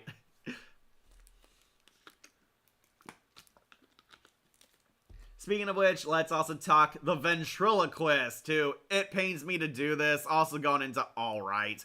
This is Arnold Wesker, aka the ventriloquist, without Scarface. They replaced him with his puppet Socko. Yeah, he has a sock puppet. I guess it was easier to animate, but yeah, Scarface was confiscated, so we don't even get a cameo from him. This is Arnold Wesker, the ventriloquist. If you don't know, he's a major Batman villain, but in here, he just gets kind of a cameo. Arnold Wesker actually wants to recover and get rid of his split personality, but he has Socko here as kind of his guardian and voice for him. Can't find them in the actors. Well, they are kind of temporary cameo characters, so it doesn't really surprise me. So, Ventriloquist is an awesome villain, but this is the only reason why he's down low. He doesn't do anything. He is just a cameo appearance when Bruce Wayne is locked in Arkham Asylum. You talk to him and get information about John Doe and what's going on and how Arkham operates. And he doesn't even show up in the final fight. Like, Victor Zsasz shows up in the final fight, but Wesker, never see him try to get Scarface. He's just a cameo. What if Julie became the Mad Hatter's girlfriend, Alice? Oh, that could work. Oh, you're talking about the girl in the Joker's posse? Yeah, those people who hire themselves out as villains. That would be pretty interesting. Anyways, really wish the ventriloquist got more, but he has gone on alright. Not sure if they were gonna have him ever become a major villain in like the next season, but I like Arnold Wesker. It's pretty funny seeing him here, and surprised we finally got to see Socko. Socko actually is one of his puppets, but not a very memorable one. He's just a sock with eyes. I'm surprised that DC didn't get sued from the writer from Alice in Wonderland. Yeah, I think the Mad Hatter and most of his characters aren't going to be appearing in many Batman stories because they're kind of worried that they're going to piss off Disney. That is kind of a thing. Mad Hatter did have his appearance altered in the animated series, so he wouldn't resemble the iconic Disney movie one. I'm surprised that DC... Okay, read that one. Like, I see Arnold Wesker in the Batman, it's so sad. Yeah, this guy's one of the best villains, but you cannot tell that here on the Telltale series, so he's gone on alright. Oh, also, let's do Victor Zsasz. Yes, Zsasz is actually in this game, and I actually might put him on great. This is that psychotic serial Victor Zsasz, the guy who kills people and carves tally marks on himself to keep track of all the people he's killed, and I find it rather hilarious that he's actually kind of sane and approachable when you first meet him. It's really hilarious, because if you've ever played the Arkham games, this guy is an unhinged loon. When Bruce is in Arkham Asylum, you meet him alongside Wesker as other patients being held there, and Zsasz is shockingly kind of polite and calm, though he still talks about how much he enjoys killing people, but in a more, like, nonchalant, like, water cooler kind of talk. Very hilarious seeing Zsasz is temporarily sane. However, you get into a fight with him because John Doe cuts a mark onto him and he needs a kill for his mark and goes on a killing spree, basically. You can either try to escape and use the phone to call for help, or you can fight Victor Zsasz and prevent him from killing people. Robert Clotworthy played Commander Grogan. Okay.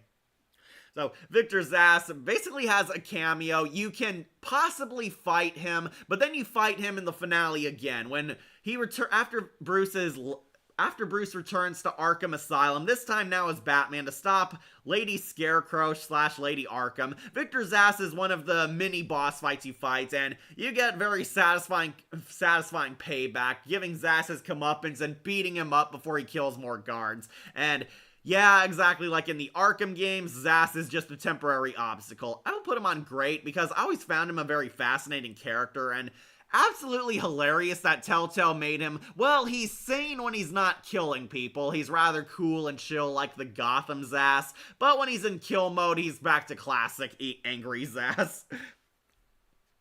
Kith Van Hovel played Victor Zsasz. Okay, he did a pretty good job. The Riddler next. I heard in Gotham the actor who played Arnold, the accountant of Penguin, was a real ventriloquist, but it was too late to put him in the show. Yeah, that really sucked.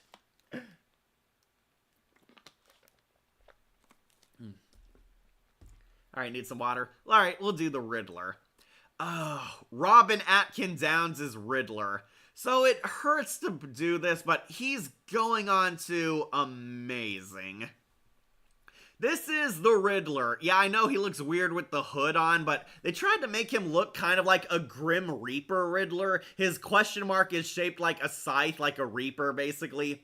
This is Edward Nygma, aka the Riddler, the first quote-unquote supervillain of Gotham City. Yeah, the Riddler is much older in the game and is actually well established before the Dark Knight came on the scene. The Riddler used to be the scariest supervillain in Gotham until he mysteriously disappeared. However, in present day, he returns back, now played by Robin Atkin Downes, who does a pretty good job. Riddler goes on basically a revenge spree. He attacks Rumi Mori here. He gets revenge on all the people who screwed him over, and we find out this is a trap that he's trying to lure Amanda Waller and her agency over. He tried to get Amanda Waller to follow him because he caught on that she was trailing him, and he's set up, of course, this long, overly elaborate scheme to kill the agency. He's managed to hack their phones and built this super sonar device which can track down agency agents, and he's going to use his missiles to seek them out and blow them up. He's going to kill Amanda Waller and all the agents who are all here in Gotham City trying to arrest him. Also Obadiah Stane and What If. Okay. Robin Atkin Downes played the Riddler. Yeah, he does a pretty good job. I'm kind of surprised because I remember this guy voicing Mumra on the Thundercats reboot, and he's also Manchester Black in Superman vs. the Elite, the best Superman movie of all time, and he does a pretty good Riddler. Riddle me this. In any race, I'm always first. No matter how fast you are, I always beat you. Although I never move, what am I? Many of the Riddler incarnations have basically been Jigsaw. Yeah, this is another Jigsaw Riddler, and a lot more obvious too, because he's an old guy in a hood, and he has his saw death traps. Once again, Riddler has his impossible Jigsaw-style death traps where you have to solve the riddle in time or you die. He has Rumi Mori's finger sliced off in this creepy cage. He sets up these elaborate death traps. Agent Avesta loses her hearing, potentially. Agent Blake could potentially die. And he has Batman hooked up to finally prove that he's smarter than a bat, because of course he does. The Riddler is all about his ego. Even in this universe, the Riddler has to prove he's smarter than the Dark Knight. Davy Jones, okay. John Kramer version of the Riddler. Riddle me this. What is a question you can never say yes to? The answer is in the finish line. Okay, the answer is the finish line. Okay. Oh, he was also Kano in MK Legends Scorpion's Revenge. Oh, he didn't play Kano in Snowblind? Oh well. So I do like Robin Atkin Downes' Riddler voice. Yeah, I know he's no Wally Wingert, or I'm trying to remember, John Glover, that was his name. John Glover or Wally Wingert are iconic Riddler voices, but I think he did a pretty good job. I liked how he uses his question mark cane as a scythe. He like slashes a guy's throat, he uses it to claw into Batman, fight him.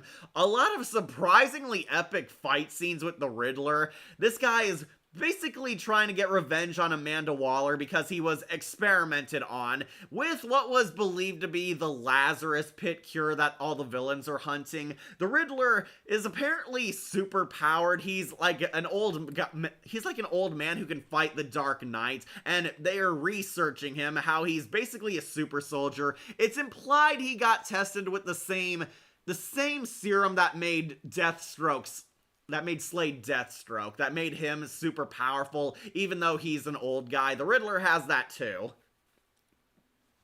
Wrong. The answer is, are you dead?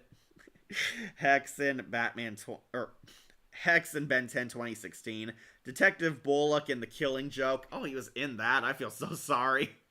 So, Riddler tries to hatch this elaborate scheme. He was going to blow up all of Amanda Waller's agents with heat-seeking missiles, which will trigger when he activates like a code on their cell phones, all the listening devices the agency agents are wearing. And unfortunately, because the agents are scattered all throughout Gotham searching for him, it's going to kill untold billions of people. The entire city of Gotham is going to be blown up by his missile barrage, and Batman, of course, has to stop him. You play his deadly game, you outmaneuver him, have epic fight scenes, and the most satisfying death battle in this video game series. You finally get to shut the Riddler up.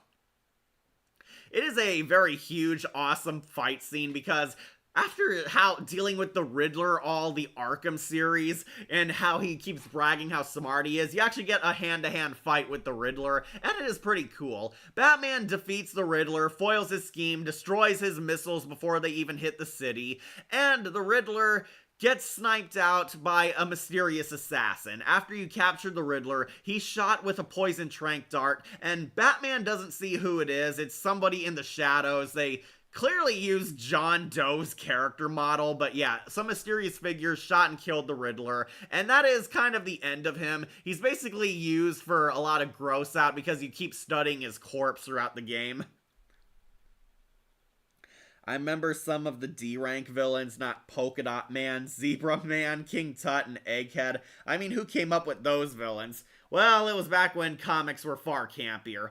Anyways, I do really love this Riddler. Robin Atkin Downes knocked it out of the park. Telltale really had a blast reinventing the Riddler, making him very different from Wally Wingert from the Arkhamverse, but he's also pretty badass, pretty cool. They kept his ego in check, and some of his riddles are a lot more morbid, which made him very memorable. Sorry, I just need to get my charger. Okay, but anyways, yeah, this Riddler, pretty amazing. I would put him on my top 10 best Riddlers ever, because he is that good.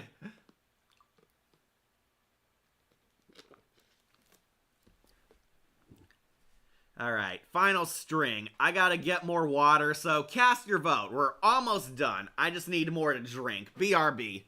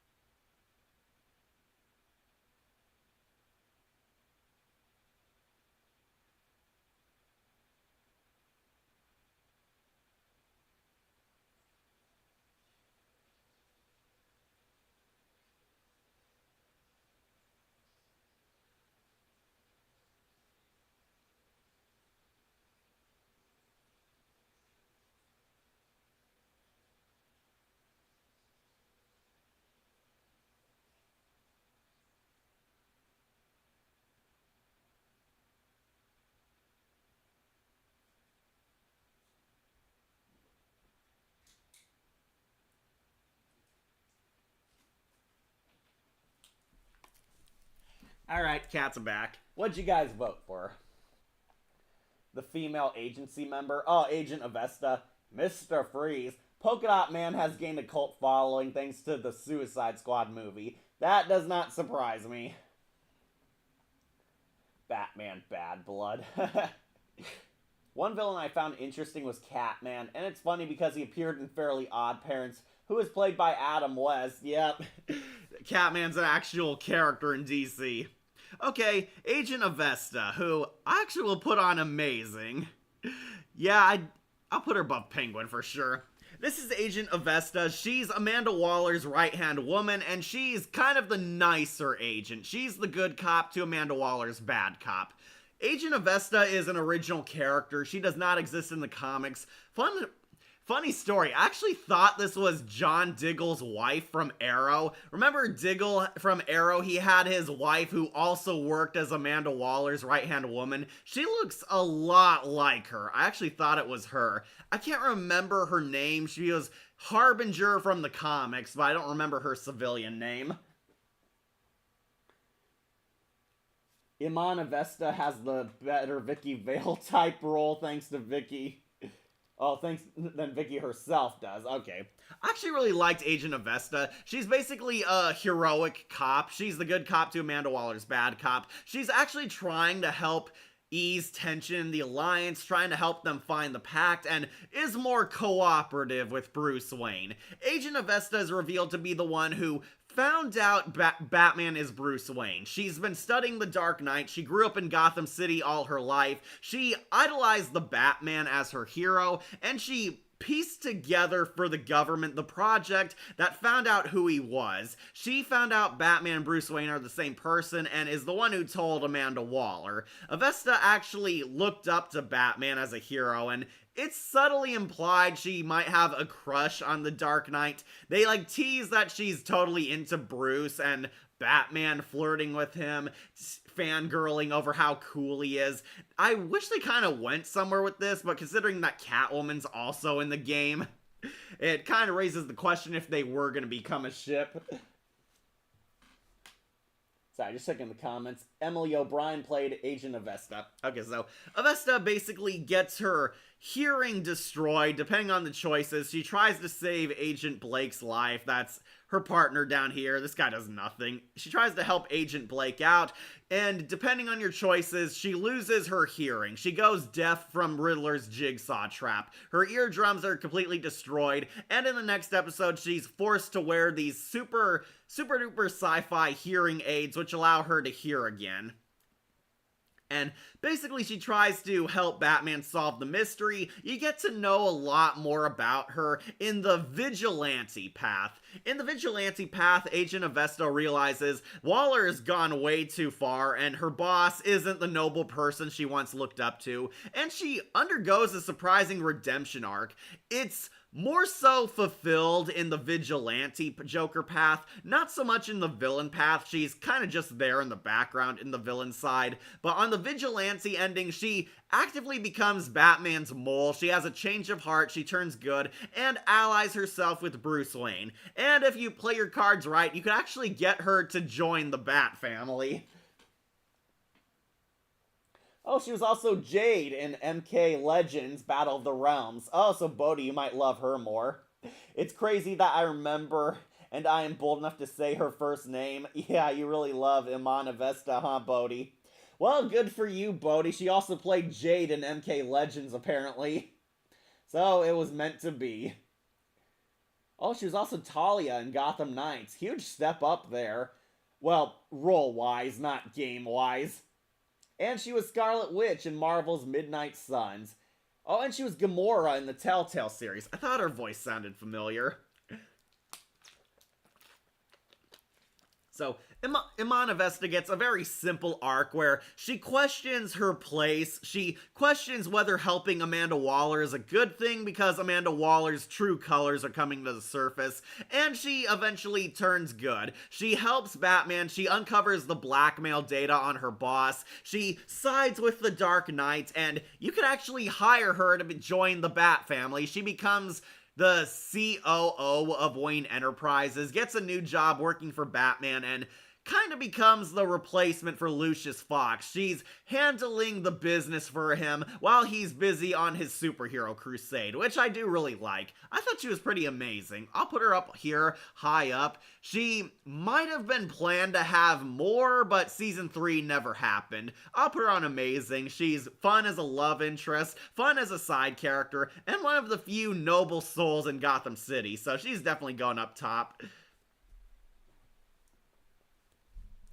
Also, Martha Wayne in The Doom That Came to Gotham. Ooh, bad role.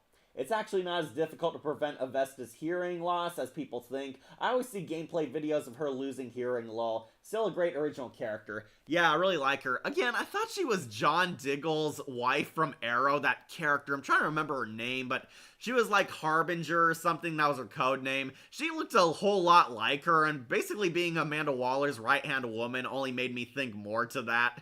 But yeah, I'll put her on amazing. You know who's not amazing? Agent Blake, who's also gone on to crap. This guy basically does nothing. I actually heard fan theories that they were hoping this was Joseph Gordon-Levitt's character from The Dark Knight Rises, because his name is Blake, and that was the name of Joseph Gordon-Levitt's Robin Blake from The Dark Knight Rises. A lot of people thought he was going to be basically Robin, but the guy does not look like he's a Robin at all. He looks way too old. So this is basically Iman Avesta's partner, Agent Blake. He doesn't get a whole lot to do because he can potentially die in the first episode of The Enemy Within. He's trapped in Riddler's Jigsaw death trap, and depending on your choices, he can full-blown die, and that's the end of his story. Then, if he actually lives, they tease that there was going to be more to him because he was friends with Avesta, and they have a rift in their friendship once Amanda Waller loses her mind, but yeah, he barely does anything. He's going on crap. You know, he's also going on crap, Eli Nabel. Yeah, don't you guys remember Eli Nabel? Like, some of you may be asking, who's Eli Nabel? This guy is the Riddler's goon in one episode. Yeah, seriously. He's the Riddler's chief henchman. He brags about how he's gonna fight Batman, then he gets beaten up by him. And potentially on which witness you go after as Batman or Bruce Wayne. You could go after Rumi Mora or Eli Nabel. If you go after Eli Nabel, basically he's this cowardly, simping crybaby who's sad because he's been captured, and he's afraid that the Riddler's gonna hurt him if he squeals on his boss, and basically you just scare him into confessing the intel. Yeah, you scare this guy in prison, he's a henchman. That's all he is, and he's a very crappy henchman at that. Let's just say he's no Bob. All the other agents are forgettable. Yeah, they don't even have the guy who was Bane's handler on here, too. But her role as Veruca Salt in a Tom and Jerry Willy Wonka movie. Oh, she was Veruca Salt in that? Yeah, that was awful. It's a fun interrogation depending on your choices. Yeah, I know what you're saying. Christian Lance played him since he's a Mexican actor. Was Eli Nabel Mexican? I know he's dark-skinned, but Nabel is not a Hispanic last name. Yeah, he's going on to crap.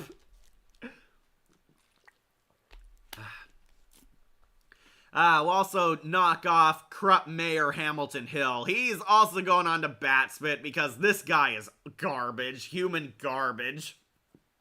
This is Mayor Hamilton Hill. He's the corrupt mayor of Gotham City and pretty much the prime source of corruption throughout his town. Basically, he's running for mayor against Harvey Dent, and voting for him means more of the terrible state Gotham is in. And this guy is pretty much an irredeemable bastard. He is a million times worse than Carmine Falcone is because he has no redeeming traits. Mayor Hill wants to keep the corruption going just to line his pockets with more money. He's a total backstabber, a total sleazebag, and it's revealed that he's the one who caused the Wayne parents to die because he hired Joe Chill to assassinate Thomas and Martha as his power play. Yeah, screw this guy. In his final moments, he openly admits that he wants to incinerate the poor and use their ashes for fertilizer, and he goes out crying like a wussing, but I was the one who killed him. I framed Thomas Wayne and Martha, and he gets shot by him. Gets shot by the Penguin. He plays Aki Huey on Victor and Valentino. Okay. So worse than Chloe from Miraculous as Mayor? Yeah, a million times worse, because there is nothing likable about him. Mayor Hill is a true piece of crap, and yeah, being a evil character does not keep him from being low on this list. He's bat spit for sure. This one kind of pains me to do this, but we're gonna put Montoya on crap. This is Renee Montoya. I know it's hard to tell, but yeah, this is supposed to be Renee Montoya, the loyal good cop who works for Commissioner Gordon. Rather than having Harvey Bullock, Montoya is Gordon's right-hand woman. Montoya, if you don't know, is a classic character from Batman the Animated Series. Then they decided to not make her hot and make her look like a stereotypical butch lesbian, and she's voiced by RC, which hurts more because she barely does anything. So it's implied Montoya was going to get a story arc in the first season, but that went absolutely nowhere. You can either save her or save Harvey Dent on a Children of Arkham attack, and she tries to take the law in her own hands, and I think Telltale was going to set her up to become the Question, because if you don't know, Montoya became the Question in the comics. Robert Peskovitz played Mayor Hill. Okay, thanks. Montoya, frickin' love her in the comics. Would be cool if she became the Question in the future seasons. I agree, Bodhi. So, I'm sorry, Montoya is a major fan favorite character. I love her in the animated series, but she doesn't do much in the Telltale verse. And that's kind of the problem. Montoya did not get her story arc. She quits being a cop, then randomly comes back, then she's kind of on the sidelines being Gordon's right-hand woman. I like Summa Lee Montano because she voiced RC, who is a cool female character, but Montoya got the short end of the stick. She doesn't do anything, she just kind of replaced Harvey Bullock for this universe, and they don't do anything with her. That's why she's gone on crap, and unfortunately she's below all right because they acted like they were setting her up for more. Like, I do think she was gonna probably become the Question like she does in the comics, but it never came to fruition. So yeah, she's gone down low. He was more likable in the animated series. That's because Mayor Hill wasn't corrupt in the animated series, he was just incompetent. Summa Lee Montano played a hero, Miyazaki, in Terminator Zero. Okay, glad she's still getting work. Oh, you know who's also gone into crap? Jack Ryder. Yes, this guy is Jack Ryder, who they apparently tried to make look like John Oliver and the Daily Show guy. Yeah, he's also gone on to crap. This is Jack Ryder. No, he does not become the Creeper like he does in everything else. Jack Ryder is basically this political news reporter. He's on the Daily Show. They, for some reason, tried to make him look like John Oliver, which is very weird even by DC standards. Basically, Jack Ryder gives the plot convenience news. He's the exposition guy. He gives the recap, basically, reporting on what's happening in Gotham City, and yeah, he acts like John Oliver. He's doing political scandals, talking about the terrorism, criticizing that terrible mayor, Mayor Hill, then that terrible Mayor Harvey Dent and his military regime. He doesn't really do anything in the plot outside of his news until the finale of the first season, where he's a hostage taken by either Two-Face or Penguin, and you have to save him. Sorry, just reading comments. Also cat people and Cleopatra in space. Oh, she was Mystique in Ultimate Alliance. I did not know that she was in that. I'll have to listen to that. Anyways, Jack Ryder, he's on crap because he doesn't even become the Creeper, and the only good thing he does in these games is basically he reports that Bruce Wayne is a hero because Bruce saves his life from either Two-Face or the Penguin, and he talks about how Bruce was misjudged and that he is a good guy after all, and to Ryder's credit, he does clear up the bad publicity Bruce has, and talks about how he's a true good guy. So that is the only important thing he does outside of plot convenience news. He's gone on crap because he doesn't even become the Creeper. Yeah, she was Mantis in Guardians of the Galaxy. I do remember seeing her name on that. That one surprised me, that Summa Lee Montano went from being RC to Mantis. Alright, next is Dr. Leland, our last civilian character.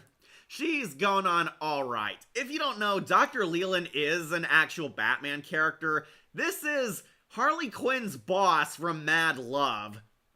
Yeah, apparently she's actually in the DCAU. She's the head of staff at Arkham Asylum. This is the woman who showed Harley Quinn the ropes around Arkham Asylum in Mad Love, and she became a full-fledged character in the Telltale series. This is the doctor currently in charge of Arkham Asylum, and she's going on to alright because she is not that good a doctor, since she thought Bruce Wayne was crazy and thought John Doe was fully healed of his insanity. Robert Clotworthy played him too? Okay. Yeah, he voiced two characters now, according to you. Dr. Leland, she's going on alright. Basically, she's a reasonable authority figure, but also very flawed, and shows you how she's trying to do good in Arkham Asylum, but Arkham Asylum is a god-awful prison. I do like that they brought a character from the animated series back into this show, back into this video game, so it's a pretty cute homage, and the most badass thing she does is she knocks a guy out who's holding her hostage during the prison riot, so we'll put her on alright. She's nothing that big in the game. Is Rumi Mori here? Yeah, Carrie's right here on alright, next to Dr. Leland and the little Vales boy. Yeah, we put him on alright. He did his job. He was fine. Alright, let's do last Bat Family ally, Lucius Fox, who's also going on to amazing. Yep, they brought Lucius Fox, hilariously voiced by Lee Everett from The Walking Dead. Dave Fennoy is back as Lucius Fox. He actually did play Fox before on Arkham Knight. It was like very cool hearing him for the first time. Yeah, very cool hearing Lucius Fox talk in the Arkhamverse, and Dave Fennoy played the character again because perfect casting.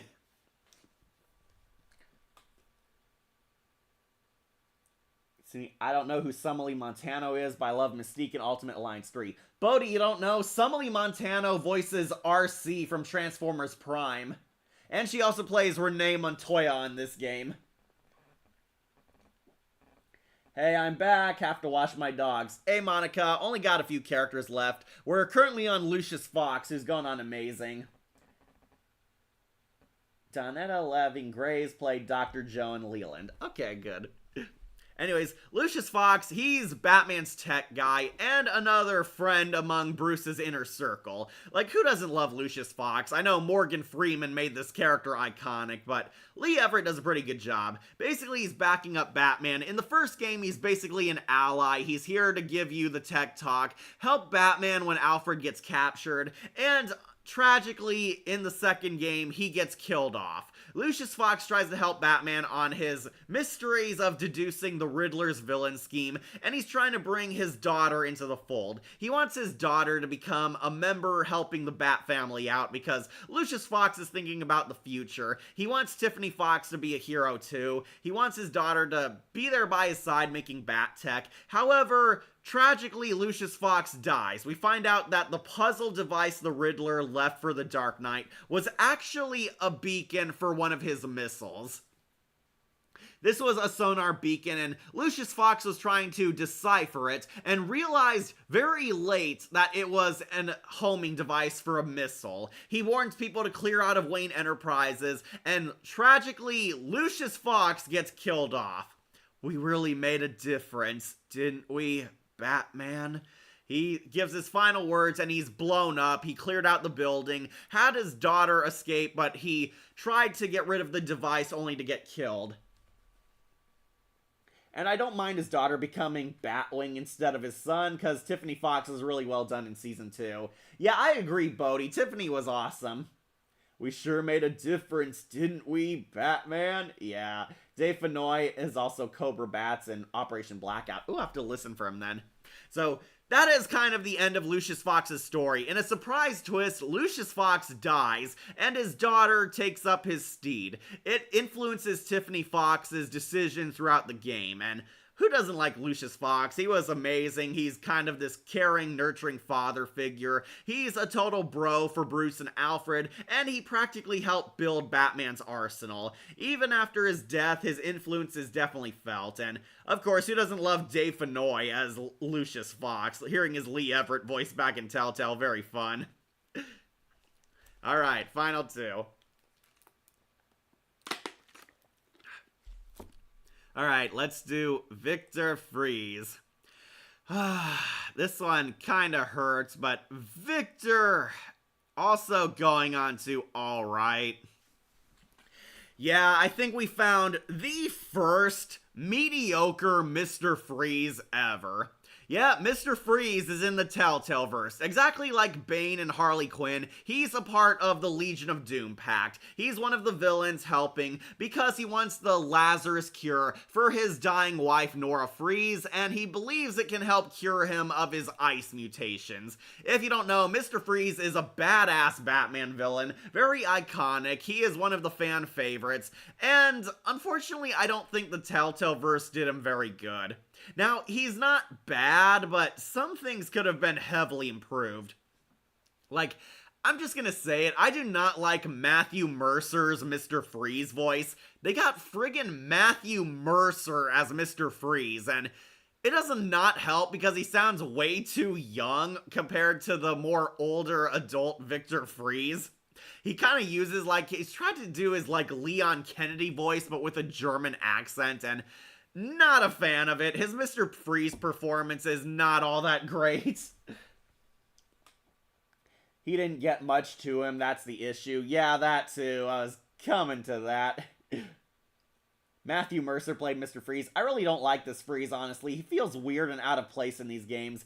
Yeah, it doesn't help that they kind of jumped into the super-powered Batman villains real early. It kind of made me worried at what they were going to do with Poison Ivy in this universe. Yeah, Batman, the first Telltale series, is at least grounded in reality. Then second season, we got Bane and Mr. Freeze, who are definitely super-powered criminals.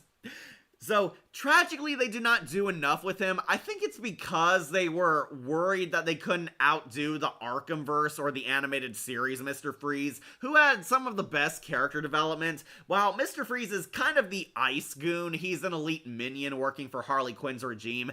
We do find out Nora is here, her cryotube is here. Victor's once again trying to get a cure for her, but going into evil. I think Victor is very much unlikable for most of the game. He's definitely totally in on killing people. This is not that tragic Michael and Sarah Mr. Freeze from the animated series, we'll put it that way. I can only imagine how Ivy will turn out, if ever. Yeah, Clementine as Poison Ivy. I prefer him as Hawkmoth's voice actor played Mr. Freeze. Ah, okay, Silverstein. I know who you're talking about.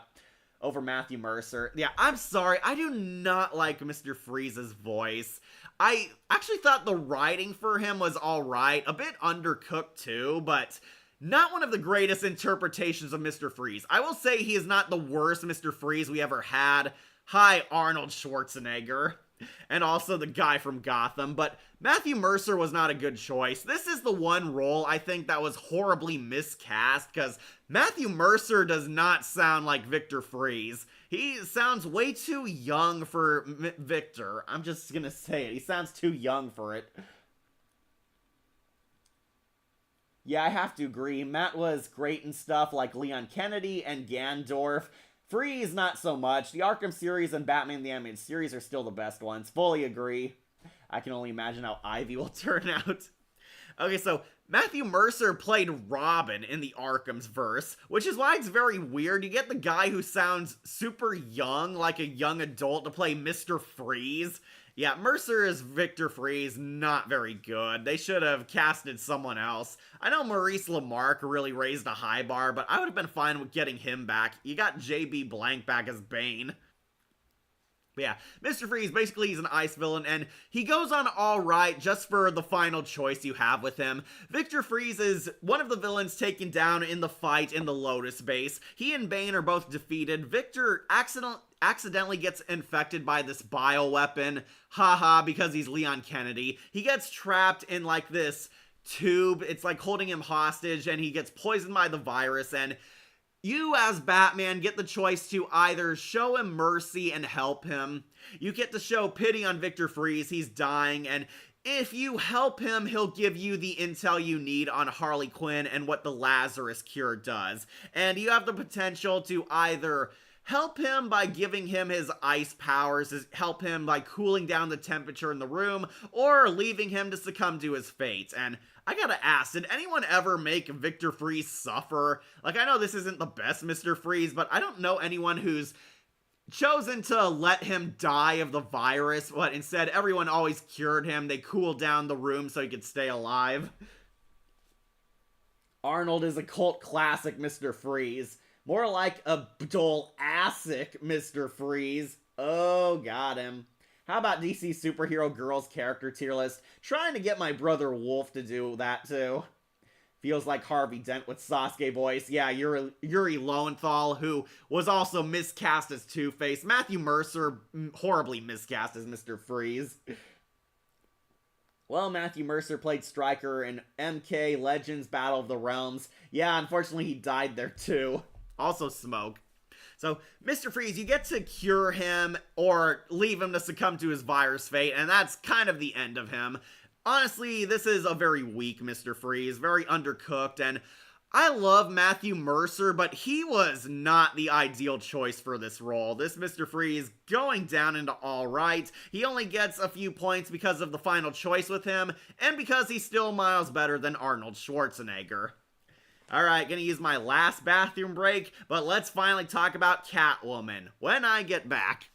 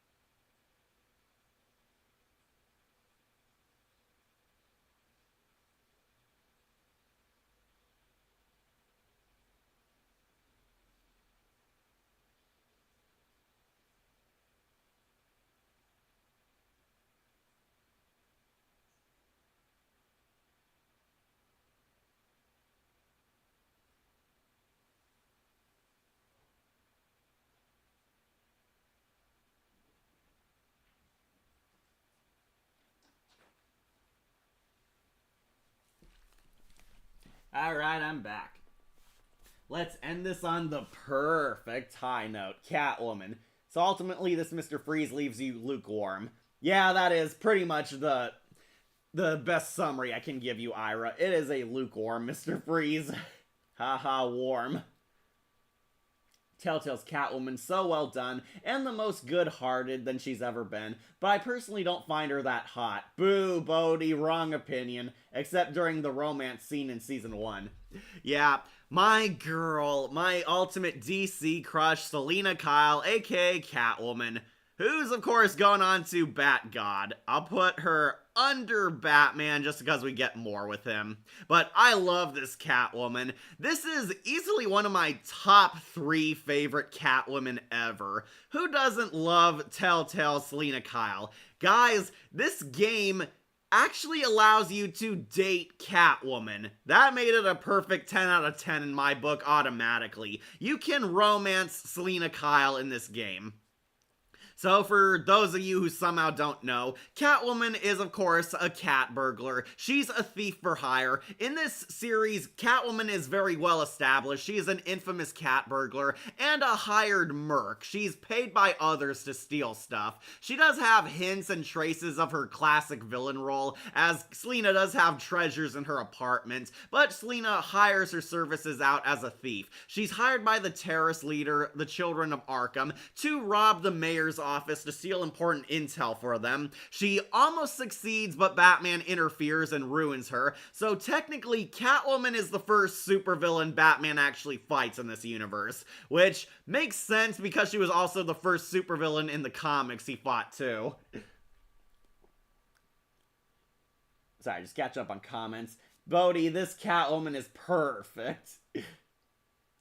I talk about Gen 1 or the terrible remake making Robin was... Uh-oh.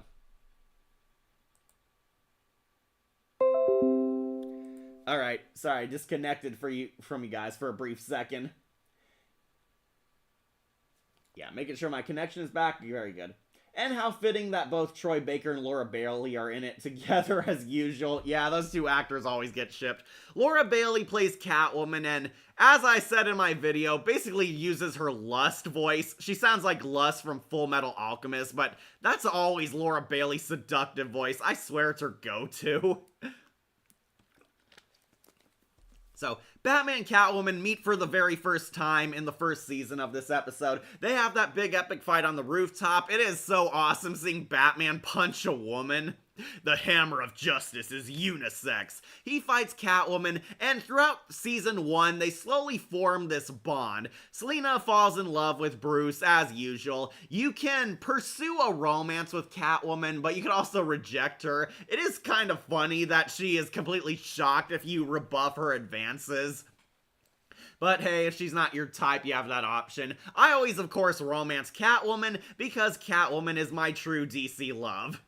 I love Selina. Her romance is great. It is shocking that you actually have a romance sim Catwoman game, and it's what made Batman Telltale so cool. You can actually romance Selina or friend zone her completely, and it actually shapes Selina's future as Catwoman. Is she gonna stay a villain or become a member of the Bat family like she is in other Batman stories? Laura Bailey will never beat Grey DeLisle's level in that Selina voice and sexiness department. I agree, Bodhi. Grey DeLisle is the #1 Catwoman, but Laura Bailey's definitely up there. She played Black Widow in Marvel Rivals. She was not Black Widow in Earth's Mightiest Heroes. She was in that Avengers Assemble tune. Yeah, really like this Catwoman. She, of course, has her whip, her sexy, charming femme fatale demeanor. They actually do show Catwoman in her underwear. Sorry, boys, that's as nude as she gets. We actually see Catwoman stripped to her underwear. She and Bruce definitely had sex, if you take the option.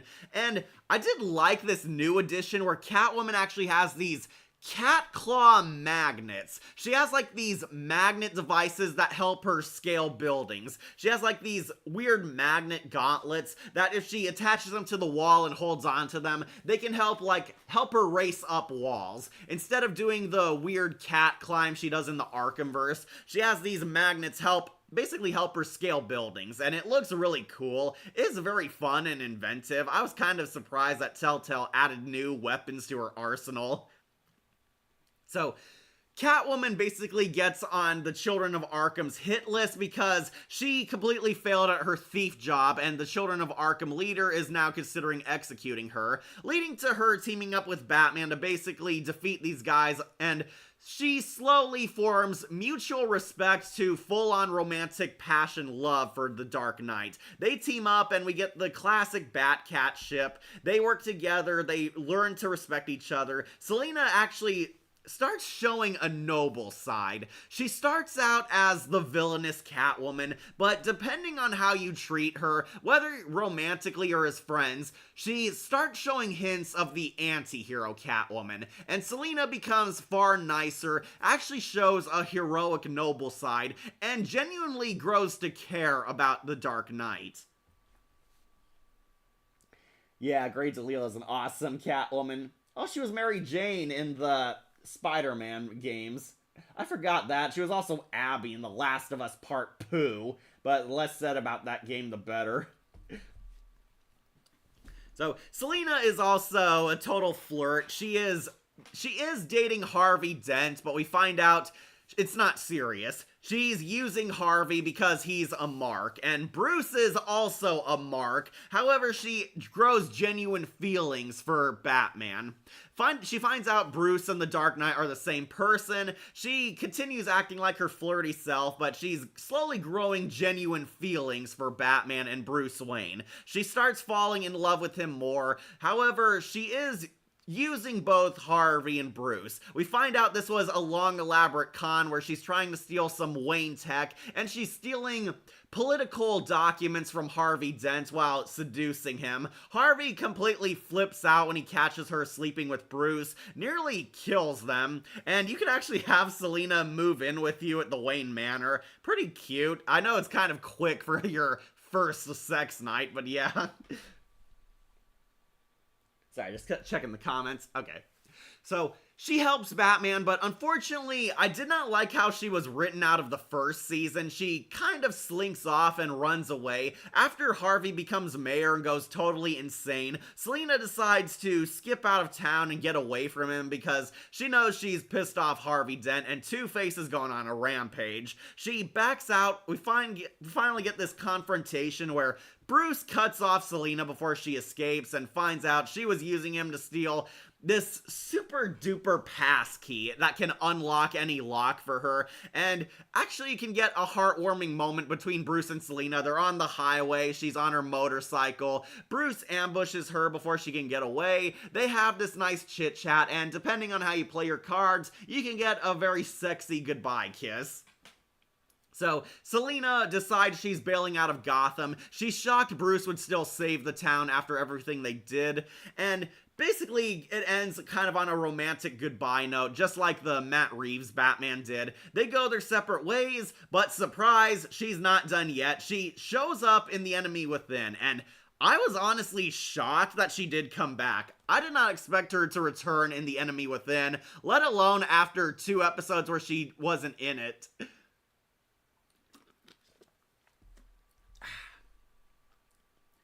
Okay, more roles of Laura Bailey. She was also Princess Odette. Ah, what a step down. So I was genuinely surprised. She comes back in The Enemy Within. She's a member of Harley Quinn's pact. We find out in a very weird decision that Catwoman used to be best friends with the Riddler.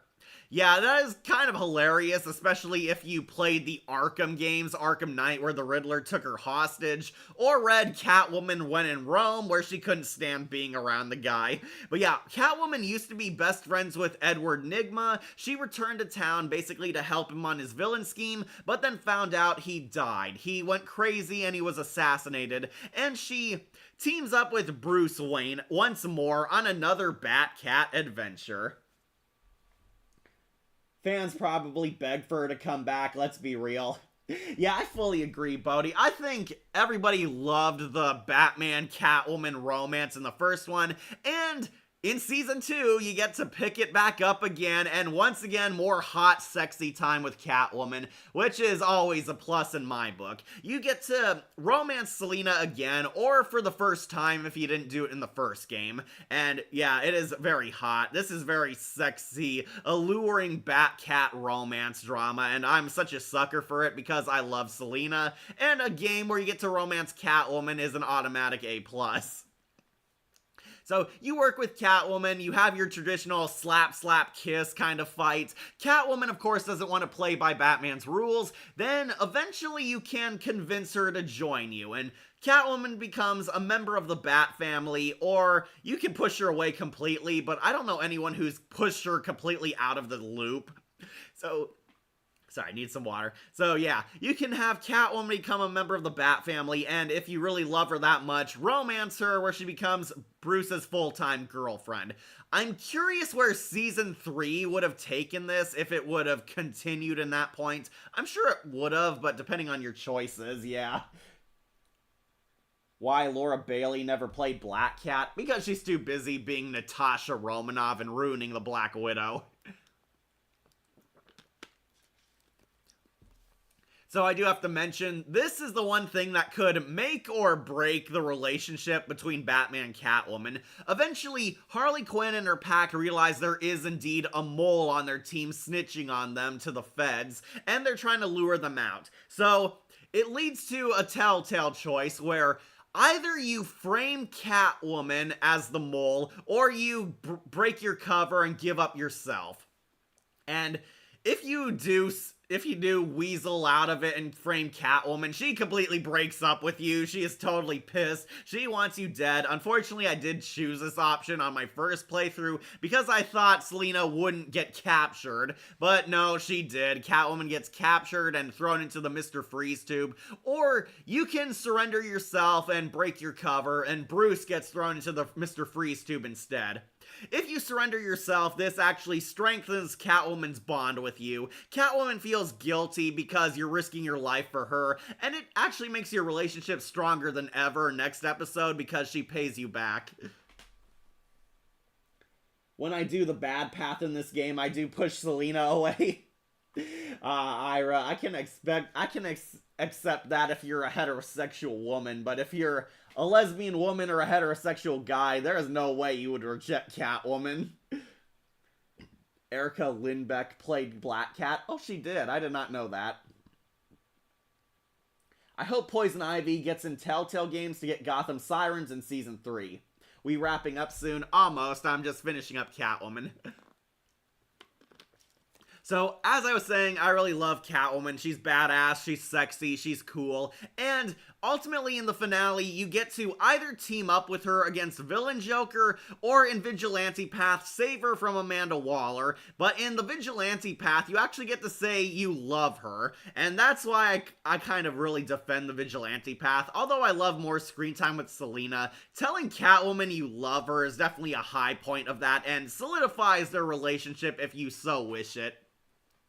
Unfortunately, the one tragic thing about Selina, in both endings, she kind of awkwardly disappears. There's no finality or final conclusion to her. She kind of slinks off. You can convince Amanda Waller to not have her arrested and set free. I finally figured out how to get that with the right choices, but yeah, Selina either joins the Suicide Squad or is back on the prowl in Gotham, and we unfortunately never see her again. She's not in the finale. She's not in like the final scenes of the finale, at least. She's still out there, and no word on where her relationship with Batman is after that. I suppose in Season 3 they would follow it up, but a lot of people tease it would have been funny if Poison Ivy or Talia al Ghul were love interests next season. Erica Lindbeck will always be my Betsy Braddock Psylocke, thanks to Ultimate Alliance 3. Trisha Helfer will always be my Black Cat. Yeah, you really love Edie as Black Cat.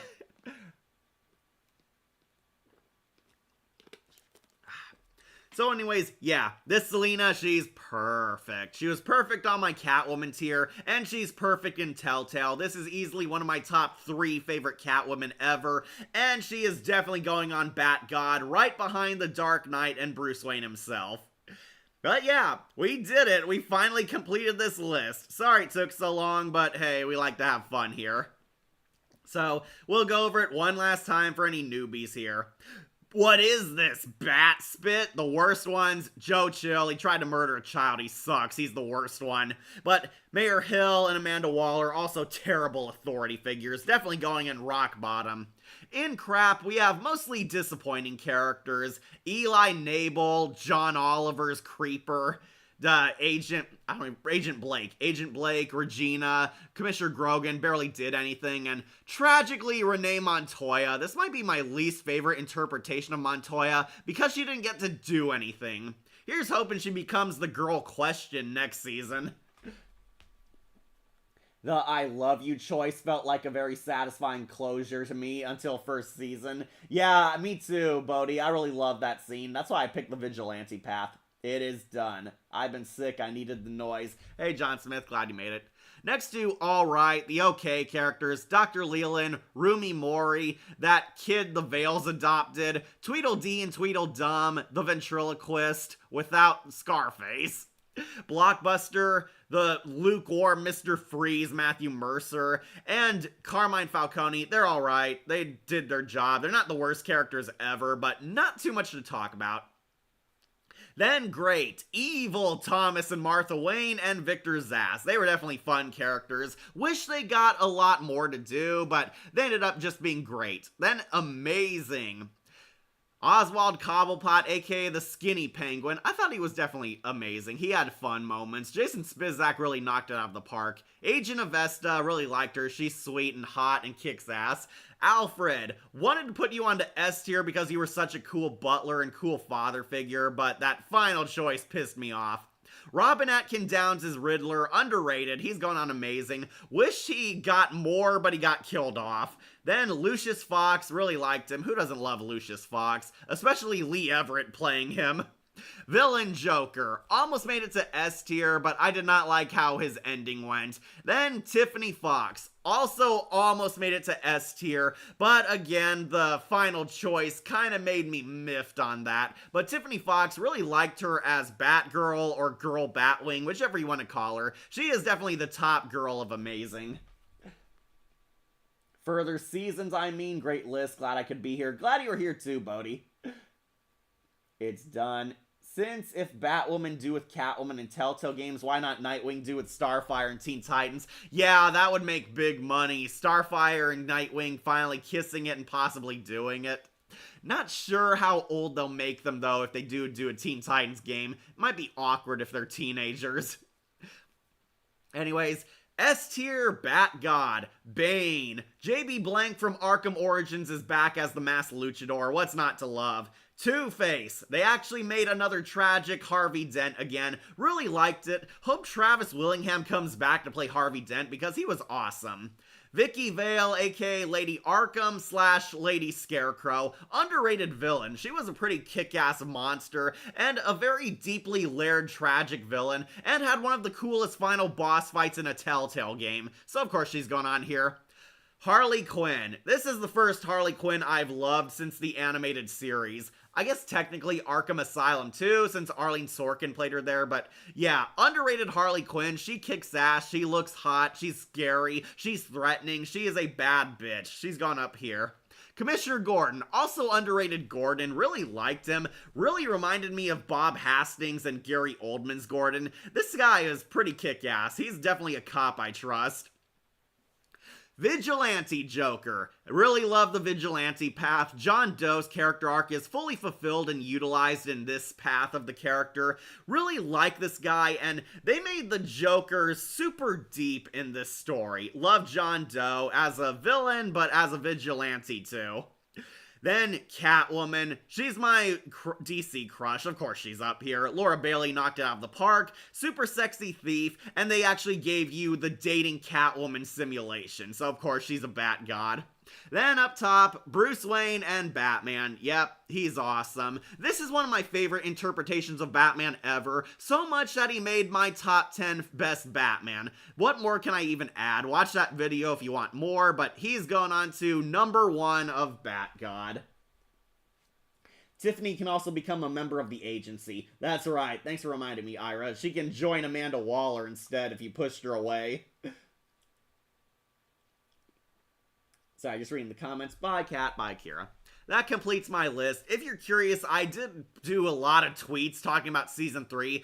I think most likely the Season 3 villain would either be Hugo Strange or Hush. A lot of people theorize Ra's al Ghul. I would have loved to see the Mad Hatter appear. Like Mad Hatter and the White Rabbit. That would have been kick-ass. Bodhi would have loved seeing the White Rabbit finally on the screen.